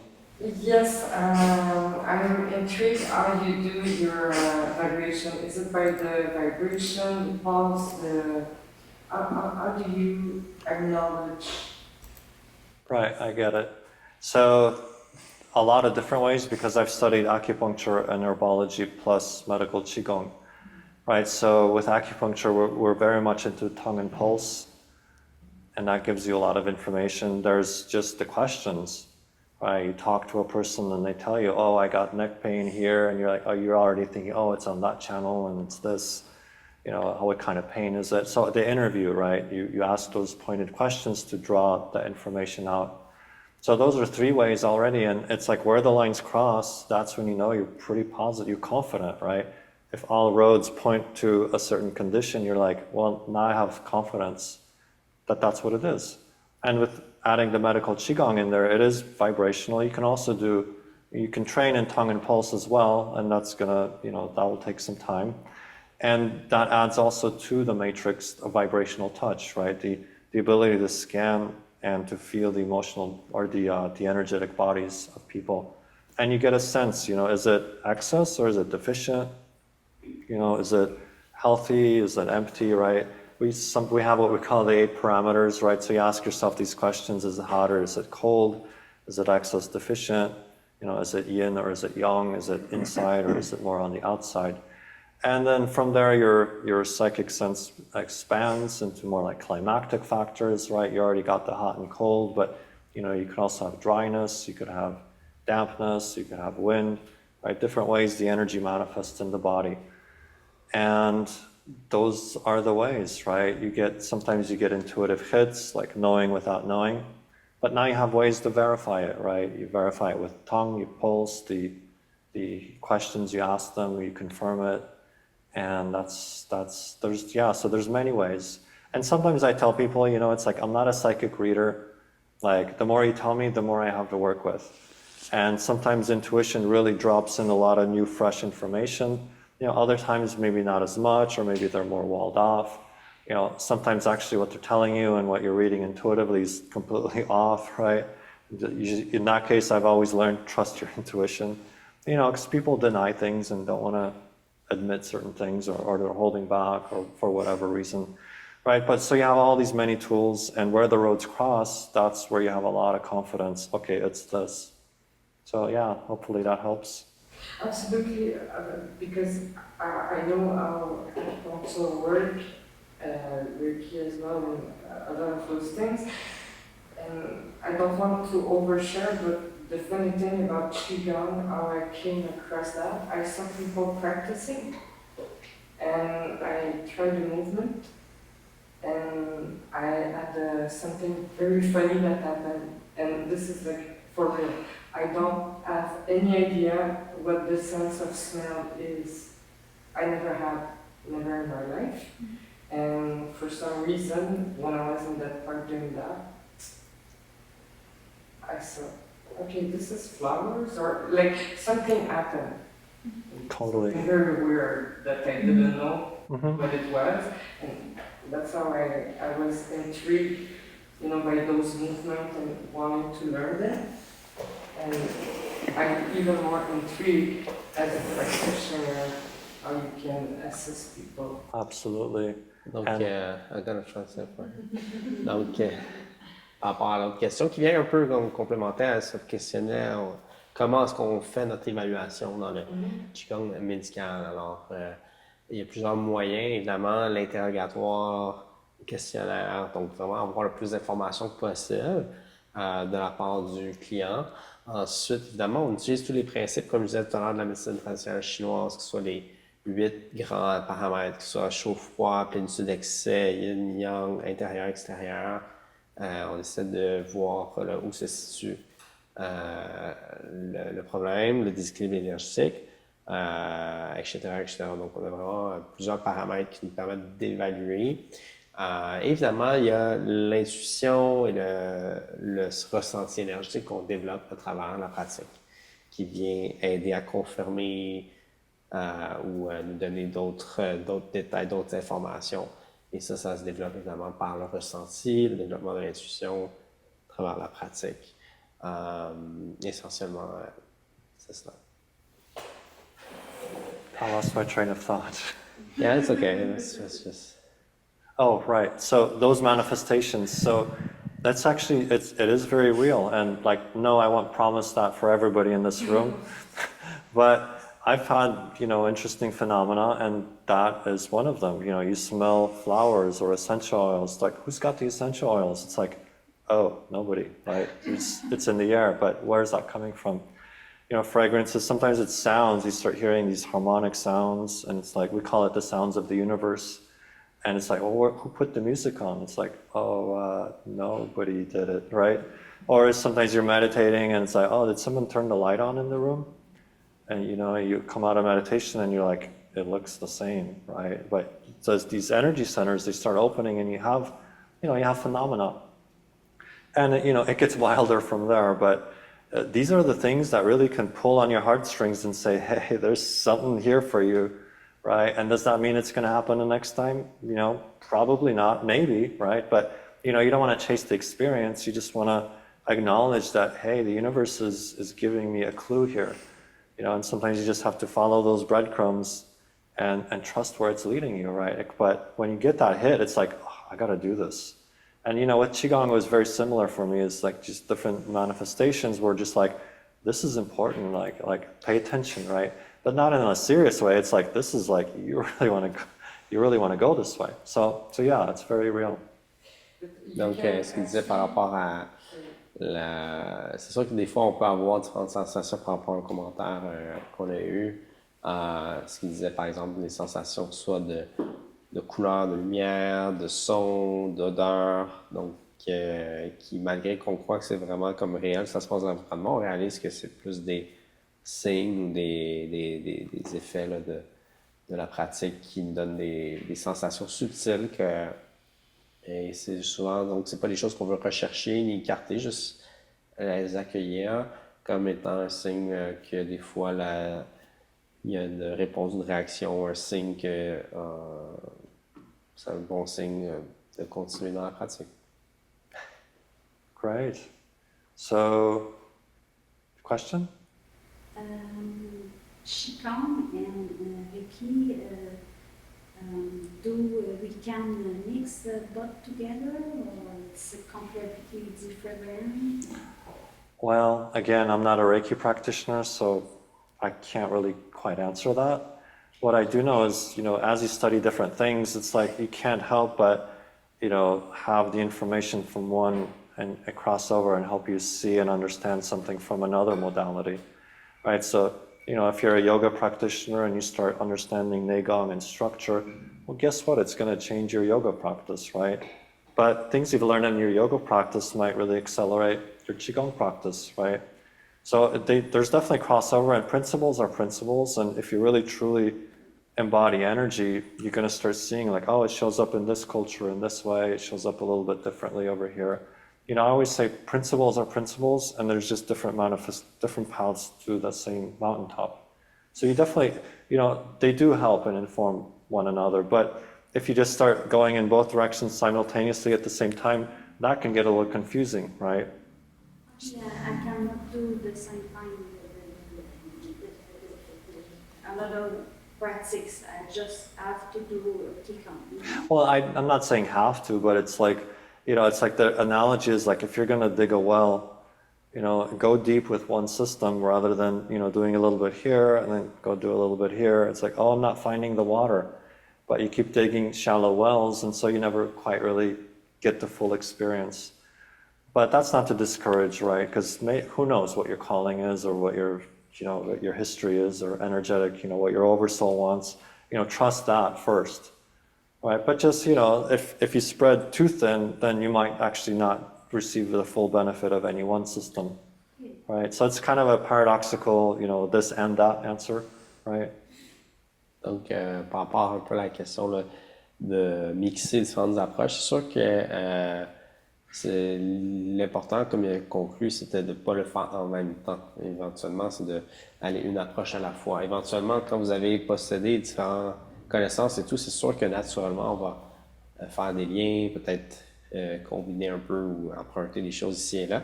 Mais quand on fait le processus d'application, d'apprentissage, c'est un peu comme creuser des trous un peu partout, mais sans jamais aller en profondeur. Donc, si on veut, par exemple, creuser un puits, on doit vraiment d'abord aller en profondeur dans une approche, puis ensuite dans une autre. So, how are you feeling about timing and practice versus questions? It's good. Yeah, keep asking, answering. Well, if there's no more question, we could move to... Does anybody have any burning last call for... So earlier I made the joke, what is the meaning of life? Well, it's actually very simple, right? We usually think, it's got to be like, it's like, I got, what's my path? Actually, your path is to be your truest, most natural self and just to radiate that and to be that, right? And yes, it's going to manifest in a unique way for you, but really the meaning of life is just, just radiate, just be your true natural self. It's very simple, right? But we do like to complicate things. When you're really connected, you're always getting the guidance. It's like move in this direction. Sometimes you get a little bit of a sudden shift because the universe is guiding you, but that's just to get you moving. Now that you're moving and you've raised your frequency, now you can hear this higher level guidance, which shifts you to the new path. So you have to really trust your heart and trust the way your life unfolds. And it literally, like my life, when I look back, as many questions and doubts and, self, just not believing and, all these states. It's like I look back and you're like, everything just click, click, click, click. Looking back in hindsight, it's like, it's so obvious, right? So trust your true natural self. It will lead you. It will guide you. So with that, let's do some training. De vraiment être dans la confiance. Dans la confiance, toujours revenir à la sensation. Malgré le doute, tout ça, conscience que chaque étape fait partie du processus, puis souvent l'univers nous guide dans une direction pour nous amener vers un nouveau niveau de fréquence où ce qu'on peut avoir accès à d'autres, finalement, messages qui nous amènent dans une autre direction, mais quand on regarde en arrière, tout cela fait partie du processus pour juste manifester, au final, c'est de manifester sa nature. Soi-même, rester soi-même ou être en contact avec sa nature. All right, so feel free, you can come spread out a little bit. We're going to be moving. You want to be in your energetic bubble. So let's begin with the beginning, right? In the beginning was the great void, if you want to speak of beginnings, but in the great void there was no beginning because it just is, and it's just pure isness. But we refer to that state as the Wuji, which is roughly translated as infinite void, pure potentiality, but yet unmanifest itself. So the posture that puts you into psychic resonance with the state of consciousness of the Wuji is also called the Wuji. We call it the Wuji stance or the Wuji posture. So very simply, feet are parallel, knees are slightly bent. you have this quality of, it's almost like you're kind of sitting into your structure. So if there was a stool behind me, it's like you're kind of just sitting into that, you know, a little sideways view here. You're just sitting back into your structure, right? So there's this pelvic tilt here. Opens up this really powerful gate of life here. It's literally called the gate of life, or the Mingmen. And that helps to activate and spread the yang qi all throughout the body. And then we have these energy centers, the lower dantian, middle dantian, upper dantian. So basically you don't want to collapse your chest, you know, and you don't want to do Superman posture either. Just find a nice equilibrium with the chest. And then the chin is slightly tucked in. You have your crown point here. We call this the baihui, which is basically the crown point. And that one, you point it towards the ceiling, towards the heavens, and you feel that connection. You feel a line going through the center to the perineum and then down into the earth. So you have this quality of being in your structure. And from here, I'll show you the first Qigong, which is very simple. It's pulling down heavens. You bring your arms around, and you bring your arms down through the center. So remember from the very beginning, I know there's a lot of information, right? But I talked about posture, breath, and intention for dealing and working with the physical, mental, emotional, spiritual aspects. So all Qigongs have these three components, and this is the posture. You're moving the body through space, and we're going to connect breath into that. So you're going to have an inhale when your hands come up. Inspire lorsqu'on monte les mains. Donc, on prend la posture, ce qu'on va appeler du Wuji d'abord. Donc, bien assis, bien droit, bien connecté avec son centre. Et la première étape va vraiment être un Qigong très simple de ramener l'énergie du ciel à ramener en inspirant en montant, expirant en descendant. And exhale as your hands come down. Nice inhale. And exhale.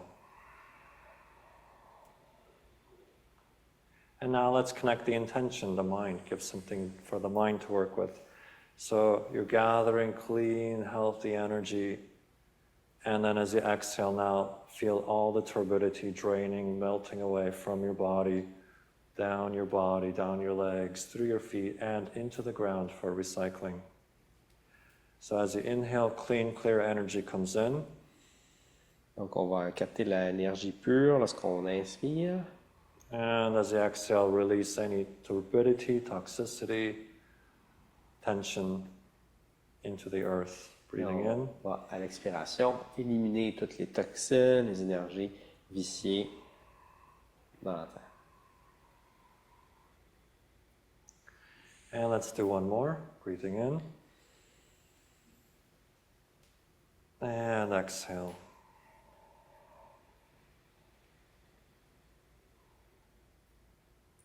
And let's take a brief pause. Because as simple as that Qigong is, you know, if you take one little gem here of movement, this is meditative movement. You know, remember this one because there might be times you really need it. And I'll give you some examples. You just got in a fight with somebody. You know, maybe it's a significant other, maybe it's a child. You're feeling really frenetic, right? It's like you're in an anxious state or an angry state or whatever, right? You know, we have that expression in English, we say sometimes, you know, take a few deep breaths before you act or react, right? Well, you can take a few deep breaths, but you can actually do this Qigong, which will help you release and clear some of that acute reactive energy and just help you to reconnect. You know, you're reconnecting to the earth that you stand upon, reconnecting to the cosmic consciousness, the heavenly energy, and you're reconnecting to yourself and letting any turbidity wash away with the exhale down to your feet.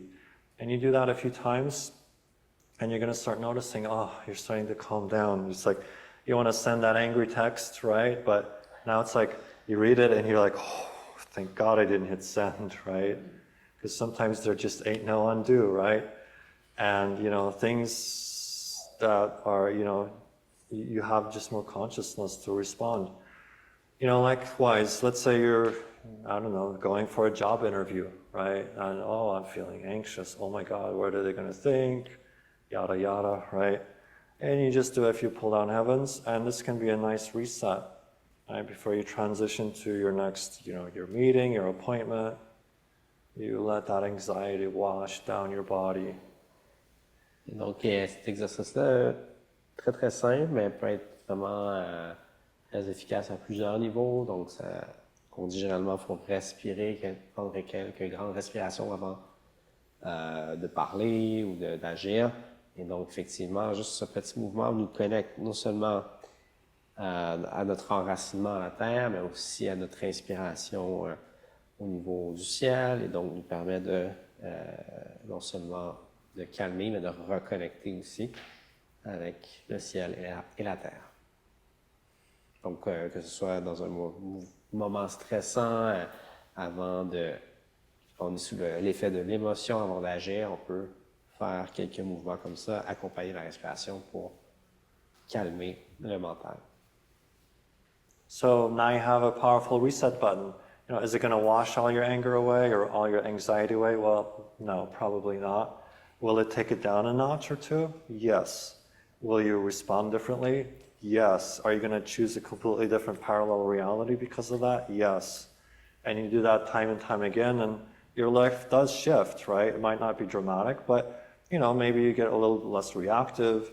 Then you don't have to deal with the fallout of being a little too rash, right? Or you're just a little more confident in that interview. Maybe that's that little difference, right? And now you're stepped into a whole new reality, and all you did was just pull down heavens, right? This connects you to the universe, to the universal intelligence, right? The heavenly consciousness, yourself, your intelligence, and then also the earth. The earth has its own intelligence, right? And you're connecting to all these three aspects, yourself, heaven and earth, and now you're acting in alignment as opposed to feeling like you're this fragment and you're trying to make something happen, or you're feeling very reactive because all these forces seem to be pushing in on you and you're getting triggered. So nice, simple pulling down heavens. Think of Qigong like a mantra for the body. It's like you're repeating the mantra, but the mantra is you're speaking it physically through the body. And always remember posture, breath, and tension. That makes a full Qigong exercise. So from here, since it's summertime and it's getting nice and warm out, I'm going to show you something for the heart, for the heart. And so heart is associated with summer. Does anybody remember what element it's associated with? Or maybe you have an insight about that? It's going to be wood, fire, earth, metal, or water. Fire. Fire. Yeah, right on. Yeah, in summertime. Donc, comme c'est l'été, on va maintenant voir un son, un exercice, c'est-à-dire relié au cœur, parce que c'est l'élément du feu associé à l'été. So fire time, summer, and the acquired emotional quality, that sense of when you're a little bit out of balance, is going to be mania, right? Manic. Think of the energy of mania, right? That's the energy of fire. Sometimes we also say overexcitation, right? And people sometimes say, well, can you have too much excitement? Well, think of this. You're just got the news, you won the lottery, but you have a heart attack. Right? Too much excitement? Yeah, there can be such a thing, right? You just get kind of overwhelmed, right? And you've probably seen this experience where your thoughts are coming in so fast, there's so much fire, you start stuttering on your words, right? You can't quite, it's coming in too fast, right? So you want to tone down the fire.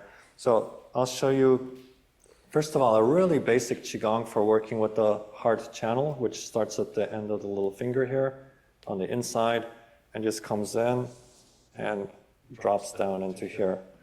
And the Qigong actually looks like fire because it's your hands coming up like this and is spreading like fire spreads. Right? And the nature of fire energy is to spread.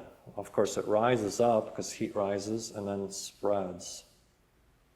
And you have this really nice, very poetic movement, and you can tell that it does stretch the heart channel. And fire element also has a yang component, which would be the small intestine, which runs along a very similar pathway. and you're stretching those fire channels. And of course, you know, there's a breath, right? So you exhale as your hands move away from the body. Inhale as your hands move towards the body.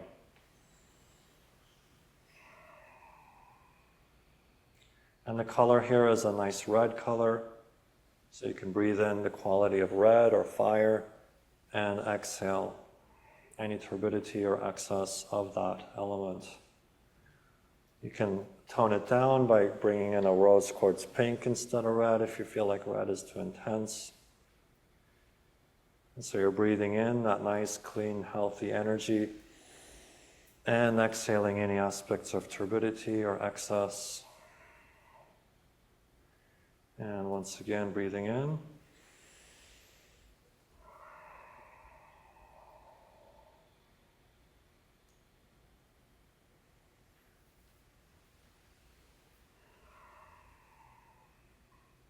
Donc on a ici notre mouvement du cœur, ici quand on va vers l'intérieur, on a le méridien justement cœur et intestin grêle qui est le méridien couplé yang. Et on va inspirer puis expirer sur le côté. And let's do one more.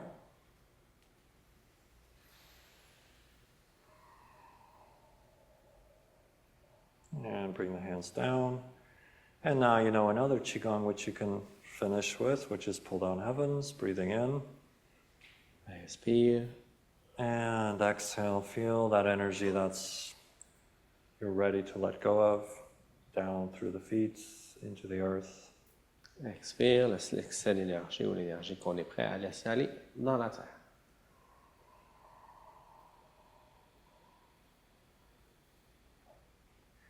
And one last time, breathing in, connecting the earth, heaven energy, and yourself as you allow that fresh energy to come in, any turbid energy come out through the feet. Very good. So now you have a nice Qigong for the heart, and this will open the heart organ, the heart space, and it'll help you to start tapping into and getting in touch with the fire element. It's going to be very, very lovely, very healing for the heart. And we also have aspects of Qigong that are quite different. So we're going to give you a healing sound, right? And these sounds are designed to create vibrational resonance in different energetic spaces. In the beginning, we do them with the 5 yin organs. Later, we learn to bring them into different energetic centers, such as the dantians or the chakras or whatnot. So this is going to be a sound for the heart, and the sound sounds like the heart. It's ha. You're getting vibrational resonance through the ha sound in the heart organ. So you can stand in the Wuji, and for this one, you can bring your hands just about level of the heart. We're going to breathe in a nice red color into the heart. And let me make the first sound just so you get a sense of it. Donc on va faire maintenant un son.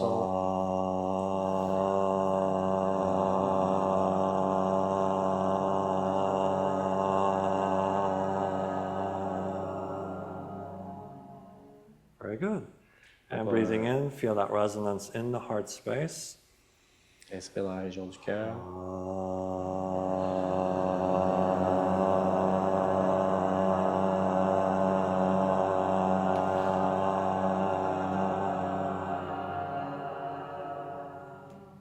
And breathing in. Inspire.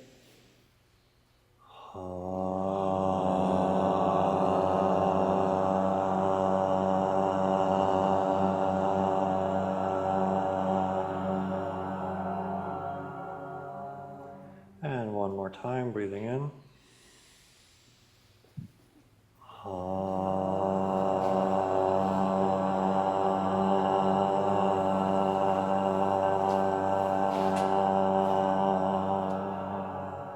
And bonus round for Olivier for his photos.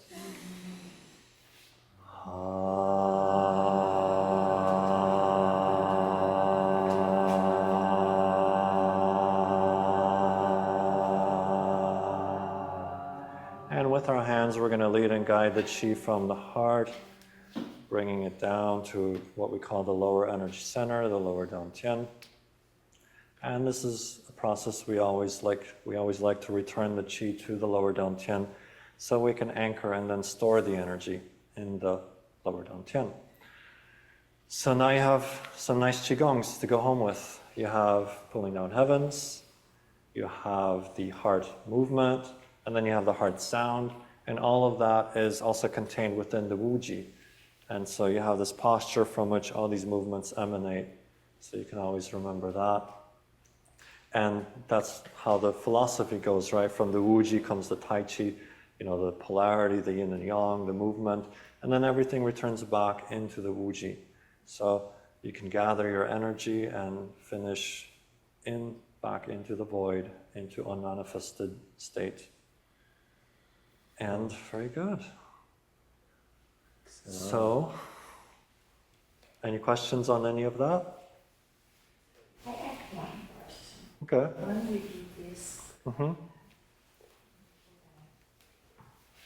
For me, it's like we do a tour. I don't know if you... Torus Field? Yeah, Yeah, it does feel that way. yes, it does. Yeah. So when we do Qigong, we do some geometric, sacred geometry. It does, it shows up. I mean, I see the Torus Field all the time. In Qigong proper, we talk about 3 levels of energy, three levels of Wei Qi, right? And so, but there's this quality of that toroidal pattern because your center core, you feel that chakra at the top, it comes in and then it funnels through the center core of light and then it funnels back out, right? And that creates your spiritual field. So yes, it's there. And different ways of seeing energy, and some of you will feel it more vibrationally, some of you will more with color, more with light. Some of you just get a kind of a kinesthetic sense in your body, and you might not feel anything at all, and it's all perfect, it's all okay. Sometimes people are really open and feel things right away. Other times it's like you just feel this calling, like I want to do this, but it might take a little bit of time for sensitivity to come in. And it's all good because everyone's path is unique on how that unfolds. All right, and I also want to share a meditation with you, right? So let's go ahead and find whatever you're going to use. I'm going to use a chair, and you have whatever you have. Donc, on peut terminer sur une petite méditation. Donc, par rapport à ce qu'il disait, c'est les 3 exercices. Donc, le Wuji, donc on retourne au Wuji, qui est la posture de base, dans le fond, l'ajustement de la posture. Ensuite, le mouvement de pulling down heaven, de ramener l'énergie du ciel. Le mouvement du cœur qu'on a fait physique, puis le son du cœur. On va terminer maintenant avec une petite méditation. So we have a lot of different types of Qigong practices. Many are standing, some are static standing, some are movement standing. And then we have some practices that are sitting. And we even have laying down ones, right? Like in yoga, you have Shavasana, right? So there's that aspect of it too. And they all have different effects. And this one's going to be more seated. But just for reference, the Wuji posture that I showed you, a lot of meditations are actually done standing. So that's something you can play with and stand as if you're sitting and see how that changes the dynamic of the practice. Right now you're going to get earth involved and the physical body, and for the transformation and alignment to happen, it happens through the body, which is very common in Qigong. But for now, I'm going to show you something we talked about a lot, which is radiance, and helping you to tap into that center core. So I'm going to lead and guide a very, very basic meditation for opening your core awareness of the core energy, allowing it to radiate, and then as it does so, it's going to start to push out, very gently detoxify any aspects of resistance that you have to that light, to your true natural self.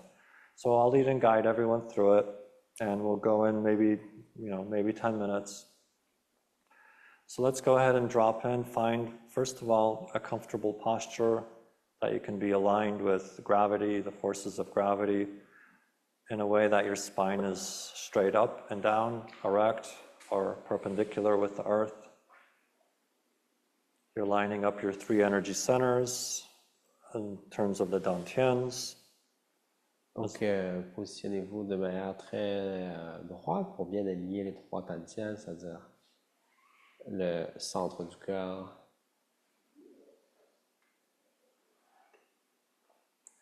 Let's take a few breaths by focusing on the lower dantian and allowing that breath to really sink as low as you can without forcing into the lower dantian. Feel that energy being pulled all the way down to the belly as you inhale, and then relaxation as you exhale.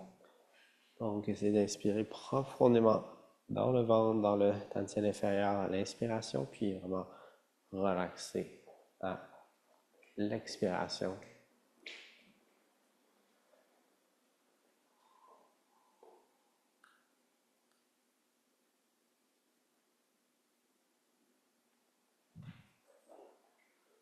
And very gently begin to bring your awareness to the center of the body. Let this be very easy, very intuitive. You don't have to think your way into. In fact, it's better if you allow it to happen rather than trying to figure it out with the mind. Feel a line of connection from the crown point on top of your head, going through the center of the body, all the way down to the perineum near the base of the spine. Donc, on va reconnecter avec le centre du cœur, sentir une sensation d'alignement, une ligne qui unit le sommet de la tête, le centre du corps et le point au niveau de la base, au niveau du périnée. De façon naturelle, de façon intuitive, connecte avec le centre. As you bring your awareness into this line, your very awareness, just your awareness of it, your focus upon it, causes it to vibrate and to resonate and to begin to give off qualities of light, of white light. Et plus on connecte, en connectant avec cette ligne centrale, cet axe central du corps, on va sentir cette qualité vibratoire comme une lumière blanche qui vient remplir ou émaner de cette région du centre, du canal central du corps. And as you continue to breathe and continue to gently focus upon this line in a relaxed way, that vibration begins to increase, the light, the resonance begins to vibrate brighter and brighter, stronger and stronger, very easily, very effortlessly. Et à chaque respiration, à chaque fois qu'on connecte de plus en plus avec cet axe intérieur, cette lumière blanche devient de plus en plus claire, de plus en plus brillante. And as you witness this column of light, you begin to resonate and feel it and recognize it as your true natural self, your true frequency, your home station, who you truly are.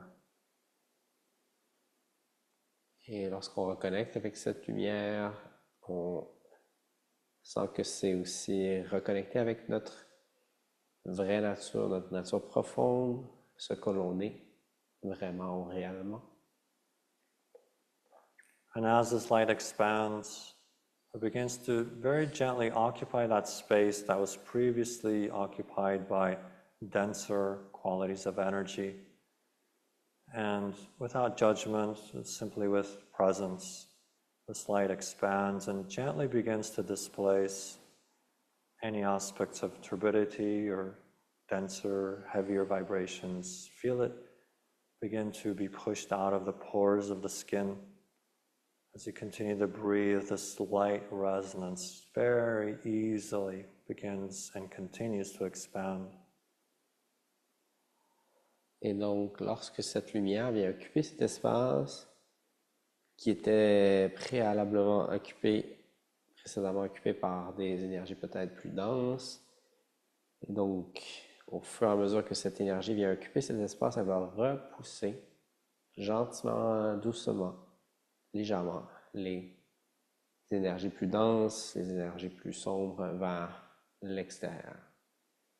Donc, on laisse la lumière remplir, occuper l'espace, puis naturellement repousser, écarter les autres énergies plus troubles ou plus denses. All the pores of the skin are now opening, and any heaviness is simply being very gently moved out of the body. And because it is heavy, it naturally descends into the ground, down into the earth. And feel that very easy process of the expansion of your true light, your true natural self, in the form of resonant, radiant white light. And the very easy displacement of anything that is heavier and not of the light. It just very easily pours out from the pores of the skin and down into the ground.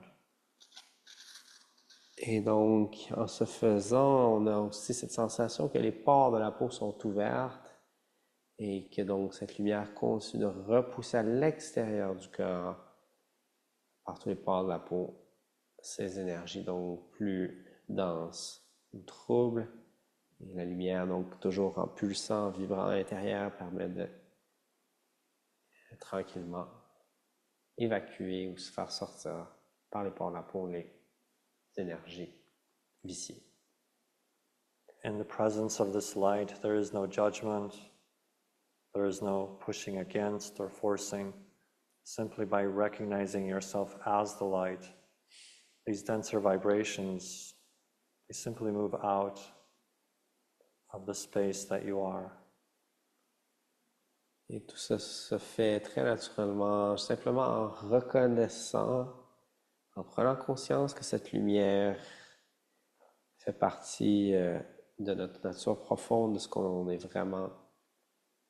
Et donc sans jugement, sans prétention, juste en connectant avec cette lumière intérieure, ça va permettre de nettoyer ou repousser, dégager les autres énergies plus troubles. We feel that resonance as it vibrates through the sonic core of light. Now this radiance is reaching the surface of the skin, and you feel your entire physical being now radiating with this divine white healing light, occupying the full space of your body. Et maintenant, en continuant de connecter avec cette vibration, cette résonance intérieure, on sent cette lumière qui vient remplir maintenant tout le corps, tout l'espace à l'intérieur du corps, complètement submergé de cette lumière blanche brillante. From this state of consciousness, you see all the density and all the challenges as simply a part of the path. And because you're not judging it or pushing against it, you're seeing it in a very neutral way. It's very easy to let it go as the radiance now begins to pour through the pores of the skin, and now the space around you, around your physical body, also begins to radiate and vibrate with this pure divine white healing light. Donc, on réalise à travers ce processus que toutes les énergies plus troubles et denses faisaient partie donc du processus. Et maintenant, processus normal d'apprentissage, de développement. Maintenant, on continue de vibrer, rayonner, à sentir cette énergie, cette fréquence à l'intérieur de soi venir pulser dans tout le corps. Really feel into that core emergent light. See it fill your body. See it expand beyond your body. And see that radiance as now it begins to fill the space around you, and very gently, very easily, that radiance, as it increases, continues to expand out to the people around you, to fill the room, beyond the room, into the world. But it's very easy. It's your true natural self. There is no effort. There is no pushing. You simply are that radiance. It's who you are. It's your true natural self. Et sens maintenant que cette lumière va même rayonner à l'extérieur du corps, occuper tranquillement l'espace autour de soi, à travers la pièce et s'étendre dans le monde. Tout cela encore une fois sans effort, parce que c'est simplement quelque chose qui est déjà là, qui est notre vraie nature qui se manifeste. Donc tout cela se fait facilement, sans effort de lui-même, spontanément. And let's just take a few moments to bask in this energy of our true natural selves.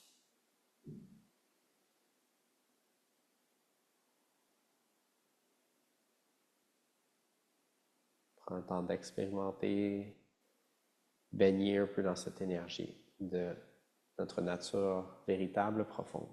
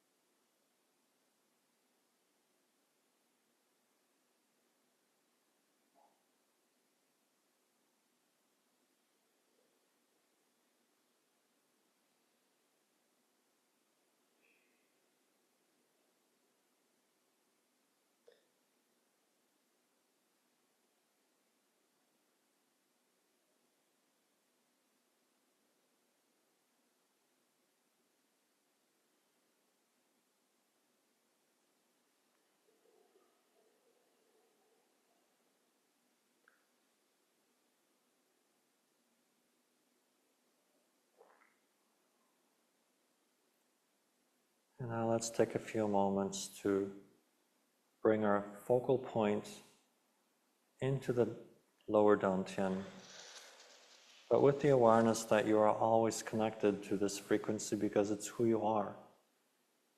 And know now that you have a tool and an awareness that no matter how dense life becomes, you have the capacity to be in your radiance. And having activated this even once in your life, now you have that much more of a clear path that this is your true nature. And with that loving awareness, we bring ourselves back to the lower Dantian so that we can bring heaven down to earth as we focus through and into our physical body. Tranquillement, on va ramener l'attention vers la région du Dantian inférieur, s'ancrer, se revenir à soi, revenir dans notre corps physique, toujours dans un esprit là, de connexion avec notre vraie nature.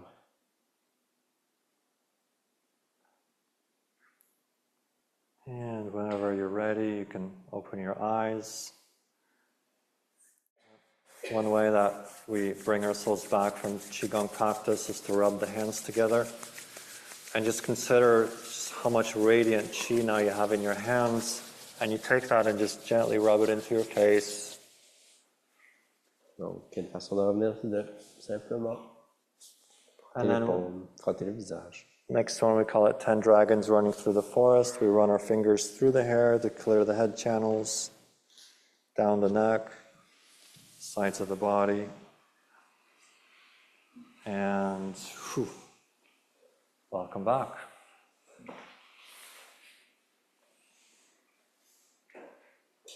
That was awesome.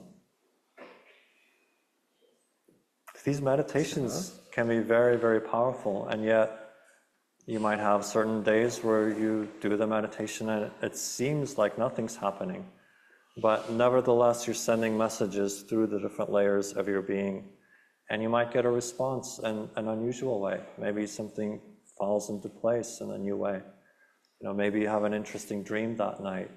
You know, maybe the density of the mind is just going to be a little bit looser for the next couple of days. It might not necessarily be directly in the practice, But you are, when you're initiating these practices, you're setting things in motion, and things might show up in just unusual, unexpected ways, but with no insistence on an outcome, right? Because just, let it surprise you. And even just a simple act of cultivating all this chi and then bringing it into the face, right? I know this is gonna tickle some of you, right? This is probably the best anti-aging energetic practice, right? Because you bring all this healthy, radiant energy to the cellular structures, right? So, it can be very simple as well as very incredibly esoteric. And yeah, thank you for being here. You have a lot of great tools, and may it help you transform your lives from the inside out. Excellent. Donc, ça conclut. Merci. So, we like to close this way. Donc, il me disait, c'est une pratique relativement simple, mais qui peut être aussi très profonde. Des fois, un aspect plus ésotérique ou très concret aussi. Des fois, juste le fait de ramener toute cette lumière, par exemple, dans les mains, de venir finir par un massage du visage peut amener un aspect super intéressant qu'on vient amener toute cette énergie aux cellules. Et ça peut avoir un effet évidemment bénéfique, par exemple, sur la peau. Et donc, voilà. En souhaitant que ça vous a été utile et que vous avez des beaux outils avec lesquels travailler à partir de là. Merci. Est-ce qu'il y avait... Questions, commentaires? Oui, il va y avoir une formation qui va se donner parce qu'on Bien sûr. Une introduction, une initiation. Ben, ça nous amène à quelque chose. Et oui, bien sûr. Donc, merci pour la question. Ça m'évite d'en parler moi-même. Donc, oui, effectivement, il va y avoir une formation. Il y a toujours cette formation là, que l'on offre dans Qigong médical. Si vous intéresse, c'est une formule donc hybride. Donc, vous avez les enseignements à la fois de Thomas et guidés aussi par moi-même sur une base régulière, hybride, présentiel et Zoom. Et la formule hybride permet de commencer à tout moment. Donc, si vous voulez vous inscrire, vous pouvez déjà vous joindre au processus en commençant en ligne, en vous joignant en Zoom chaque semaine. Il va y avoir aussi des séminaires intensifs. Il va y avoir des capsules préenregistrées avec Thomas. Et j'en profite pour préciser que les capsules préenregistrées avec Thomas sont déjà sous-titrées en français. Donc, pour ceux qui ont un peu de difficulté avec l'anglais, vous avez les sous-titres. Donc, voilà. Ça comprend combien de capsules, c'est combien de temps, c'est un an la durée. À peu près, tout le processus prend environ un an. Vous avez 5 modules, niveau 1, 2, 3, 4, et le stage clinique à la fin. Donc, pour ceux qui ont participé, par exemple, aux soins de ce week-end, c'était l'occasion du stage clinique qui a lieu généralement dans cette partie-ci de l'année. Et donc, au rythme d'à peu près un séminaire au mois et demi, 2 mois, on va avoir 4 séminaires plus un stage clinique, donc 5 modules au complet, 5 fins de semaine complètes en fin de ces 2 jours et demi.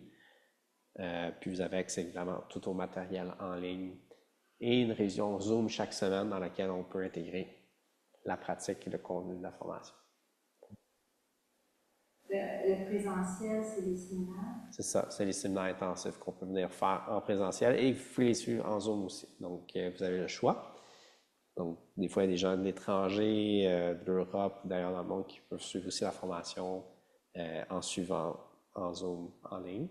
Mais évidemment, c'est conseillé pour avoir le maximum le potentiel de l'enseignement, si c'est possible pour vous de venir en présentiel lors des séminaires de fin de semaine. Ouais. Tu me dis, il y a à peu près 6 séminaires? 5 au total. 5 séminaires. Ouais. Plus la clinique de... Non, c'est inclus. Le 5e, c'est le stage clinique, le 5e. Donc, comme on disait, le P1, premier, c'est vraiment toute la pratique du Qigong, avec beaucoup d'exercices, une routine de Qigong, les théories de base. Deuxième, on tombe dans les soins, les protocoles de soins énergétiques, d'autres exercices pour compléter ici et là. Troisième, on va vraiment plus spécifique voir tout un éventail de techniques, comment mobiliser l'énergie de différentes façons pour augmenter, à partir du protocole de base, vraiment augmenter la façon de travailler. Donc, on voit plein de positions de maître, plein de manipulations plus spécifiques et d'autres exercices un peu encore ici et là pour que ce soit des méditations, des trucs de protection aussi, pour protéger l'énergie, bâtir les protections, etc. Et finalement, le quatrième, on va vraiment organe par organe avoir encore plus de façons d'aborder les différentes disharmonies des différents organes, donc au niveau du cœur, au niveau du foie, au niveau des poumons, les différents déséquilibres énergétiques qu'on va rencontrer et comment les aborder avec différents protocoles spécifiques. On tombe un peu plus loin, là, plus précisément dans la médecine chinoise à ce moment-là. Puis finalement, le stage, c'est un moment de venir continuer d'intégrer tout cela, réviser, approfondir, ajouter des détails. Puis c'est un peu comme une évaluation qui vient conclure le tout en faisant vos soins sur deux clients volontaires. 4 clients volontaires. Après le stage, la formation, on est comme ça. Oui, ensuite, ça complète la formation. Vous avez la certification. Prodiguer des soins. Ouais. Ici au Québec, Bien sûr. c'est pas juste personnel, c'est pas juste auto. Non, non, tout à fait. C'est un soin énergétique que vous pouvez offrir. C'est un très bon complément pour massothérapie, acupuncture, les thérapies manuelles. Comme on a vu, ça implique toutes sortes de dimensions qui vous permettent d'intégrer à la fois la médecine chinoise, mais aussi l'aspect plus psychosomatique, c'est une vision très globale, puis des outils aussi très intéressants. Travailler sur l'aspect du corps subtil, le corps d'énergie. Si on parle de financement, ça peut revenir. Merci pour poser des questions. Fait que le coût est de, puisqu'on me le demande, le coût est de, en fond, c'est 2 versements de 1 500 $ pour compléter l'année de formation. On ne paye pas par mois. Non, c'est en 2 versements. C'est un année de formation. Un an au complet. Ouais, le processus complet, plus ou moins un an. Là, vu que c'est très flexible avec la formation hybride, vous pouvez vous inscrire un peu plus tôt, un peu plus tard dans le processus, mais vous vous inscrivez tôt, au total, ça va faire plus ou moins un an de formation. Et la fréquence, donc, C'est à peu près 1 mois et demi, 2 mois qu'on va avoir un module, un séminaire. Ouais. C'est combien d'heures total? Je pense que c'est 150. 150. Je me souviens. Ouais. 150, ok. Puis ça, c'est reconnu par 150 heures. l'association Rythma puis Naturo. Ben, généralement, surtout au niveau de la naturothérapie, il n'y a aucun problème. Certaines associations de massothérapie vont pouvoir aussi vous l'intégrer dans des heures de formation, mais là, c'est du cas par cas. Mais naturothérapie, normalement, c'est facilement facilement accepté. Puis à ce moment-là, vous pouvez l'inclure avec d'autres approches dans votre offre de service de naturothérapie ou autre. Excellent. Il y a d'autres questions? Merci encore, merci beaucoup. J'imagine que toute cette information-là sont... Oui, tout est sur le site web. Comme vous êtes inscrit par courriel, vous allez être informé, vous avez l'infolette et tout ça. Donc, absolument, vous avez le site web québecqigong.com. Vous allez trouver ça. Mais c'est pas la différence entre Institut Qigong du Québec et Québec Qigong. La même chose. C'est la même place. Excellent. Cool. Sorry, I was explaining just the details about the training, the program, and everything. Right. Yeah. I kind of got that. Yeah. Donc, So are you giving the training for some... je vais voir juste rapidement. Merci à ceux qui étaient là. Well, I do Merci. a version of this training in San Jose, but with Olivier, it depends how many people are in his classes. If it's pretty small, then there's not enough to bring me out all the time.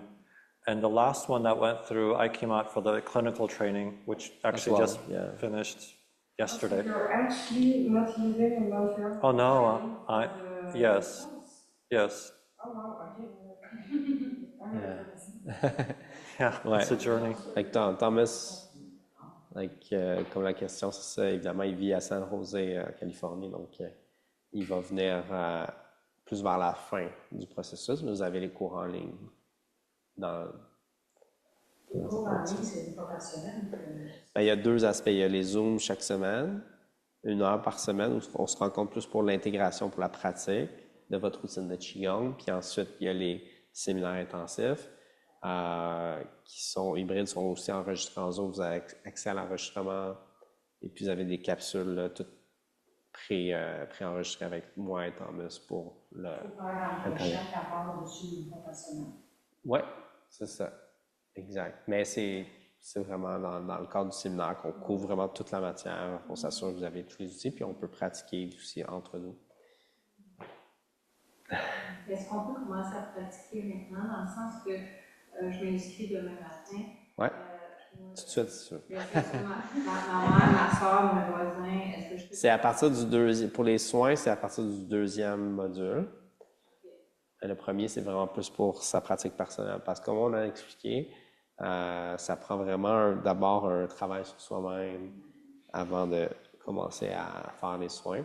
Fait que vraiment, la première étape, c'est la routine de Qigong, pratiquer le Qigong au quotidien. Et la deuxième étape, là, on commence à avoir les soins énergétiques. Ça arrive-tu des fois que les personnes n'ont pas l'énergie pour le faire? Est-ce que vous savez que vous devez sortir pour vous? C'est une bonne question. You have a good question. Actually, does it happen that sometimes people do not have enough energy to actually do work with medical Qigong? I've come across people where it just doesn't seem to be part of the theme of their soul to really open energetically or spiritually for whatever reasons. I mean, we might surmise maybe they've had other existences where they overemphasize certain abilities and now they're here on a path, and it's very much just, it's physical realm. And doesn't mean there's something wrong with them or they should open and they're not. You know, it's just their path. Their path is very much to have their hands in the earth, right? So sometimes that happens. It's, you know, it's either part of your theme of exploration for your soul or it's not, right? So I think on that higher level, but I think if it's just purely physical energy, if there's a desire, I think, you know, there's always a way, right? A person can be severely depleted, you know, on death's door, and they have this divine intention to move forward and things happen, right? So I've seen people come back from pretty dire straits, right? Wiggling their toes over the edge of death and coming back because that's their path and they open up. And usually when you come that close to death, you have some pretty powerful spiritual awakenings as a result as well. So I think it's anybody that really, whose path it is, and you know it's your path when you're drawn to it, right? Then, and you know, anything can happen, right? So I don't think there's such a thing as, oh, it's too, you know, there's always ways of working with tonification, and sometimes you focus exclusively on tonifying, you know, what we call the righteous chi, before you actually have something to circulate and to work with. So hopefully that answers. Yeah. Comme il dit, ça peut vraiment varier. Il y a des personnes qu'on sent juste qu'évidemment, ça ne fait pas partie vraiment de leur cheminement ou de leur voie ou et qui ne connectent pas ou n'ouvrent pas vraiment à la pratique. Donc ça peut arriver, mais c'est pas une question nécessairement de l'état de santé. Il y a des gens qui étaient peut-être vraiment sévèrement malades, tout ça, puis qui, par l'inspiration, par l'envie de le faire, ont senti l'appel, puis ont récupéré leur état de santé, puis se sont mis à faire cette pratique-là aussi. Donc, c'est pas nécessairement une question d'état de santé. Yeah. Il y a d'autres questions? Qu'est-ce que... I have a quick question. I'm currently in the Qigong practitioner training, and I'm interested, I feel drawn to the medical training as well. Do you recommend finishing one sequence before going into the other, or we can do them kind of? Yeah, that's more a question for me, I guess, because Right. parce qu'ici on offre tu veux dire les deux trainings, les deux formations. Parce que c'est sûr qu'on offre aussi le teacher training, so I was asking, like, can we do both together or separately? Ça dépend vraiment de votre emploi du temps aussi. Si votre horaire n'est pas trop chargé, ça se fait les deux en même temps. C'est sûr que c'est pas commun. Les gens vont préférer faire un, ensuite l'autre. Mais c'est pas impossible. Ça dépend vraiment du temps que vous pouvez allouer à votre pratique. Mais sûr que dans un monde idéal, on décalerait un petit peu les deux. Mais des fois, les conditions ne sont pas toujours idéales, puis on veut vraiment se dire l'opportunité de le faire. Puis si c'est vraiment possible de fitter ça, comme on dit, dans votre horaire, pourquoi pas? Ça peut se faire. Okay? C'est juste s'assurer vraiment au préalable de ne pas en mettre trop. C'est vraiment ça le seul chose de faire attention, de ne pas trop s'en mettre, puis éventuellement de devoir abandonner l'un ou l'autre. Mais oui, si vous vous sentez capable, puis outillé, puis avoir les conditions, ça peut se faire. Puis, c'est ça, si jamais vous avez à interrompre, vous pourrez reprendre l'année d'après. S'il y a quoi que ce soit. Ça va. Puis par rapport à la question que j'allais dire, oui, c'est ça, c'est une bonne question. Puis c'est pas juste pour nécessairement des thérapeutes. Il y a des gens aussi, monsieur, madame, tout le monde, qui veulent juste faire ça aussi comme un cheminement personnel. Et c'est très possible, puis ils en tirent beaucoup aussi de bienfaits. Peut-être juste faire un peu de soins ici et là, dans son entourage, puis c'est déjà très bien. Mais dans le cheminement de tout le Qigong qu'on apprend, les méditations, comme tout connaître le processus dont on va parler de guérison et tout ça, on peut le faire comme démarche personnelle. I was saying that it's also not necessarily in the goal to apply it in therapy. It could be a personal Absolutely. growth, Absolutely. training, right? So people sometimes they're not therapists, but they do it just for themselves, and they get a lot of benefit from it, right? Absolutely. Yeah. And yeah, you can go through the whole training and just at the end, you're not out there doing treatments, but everything you've learned along the way is powerful transformation. Yeah, I totally agree with that. And we have a friend also, well, actually a student that made the training, which now is a friend.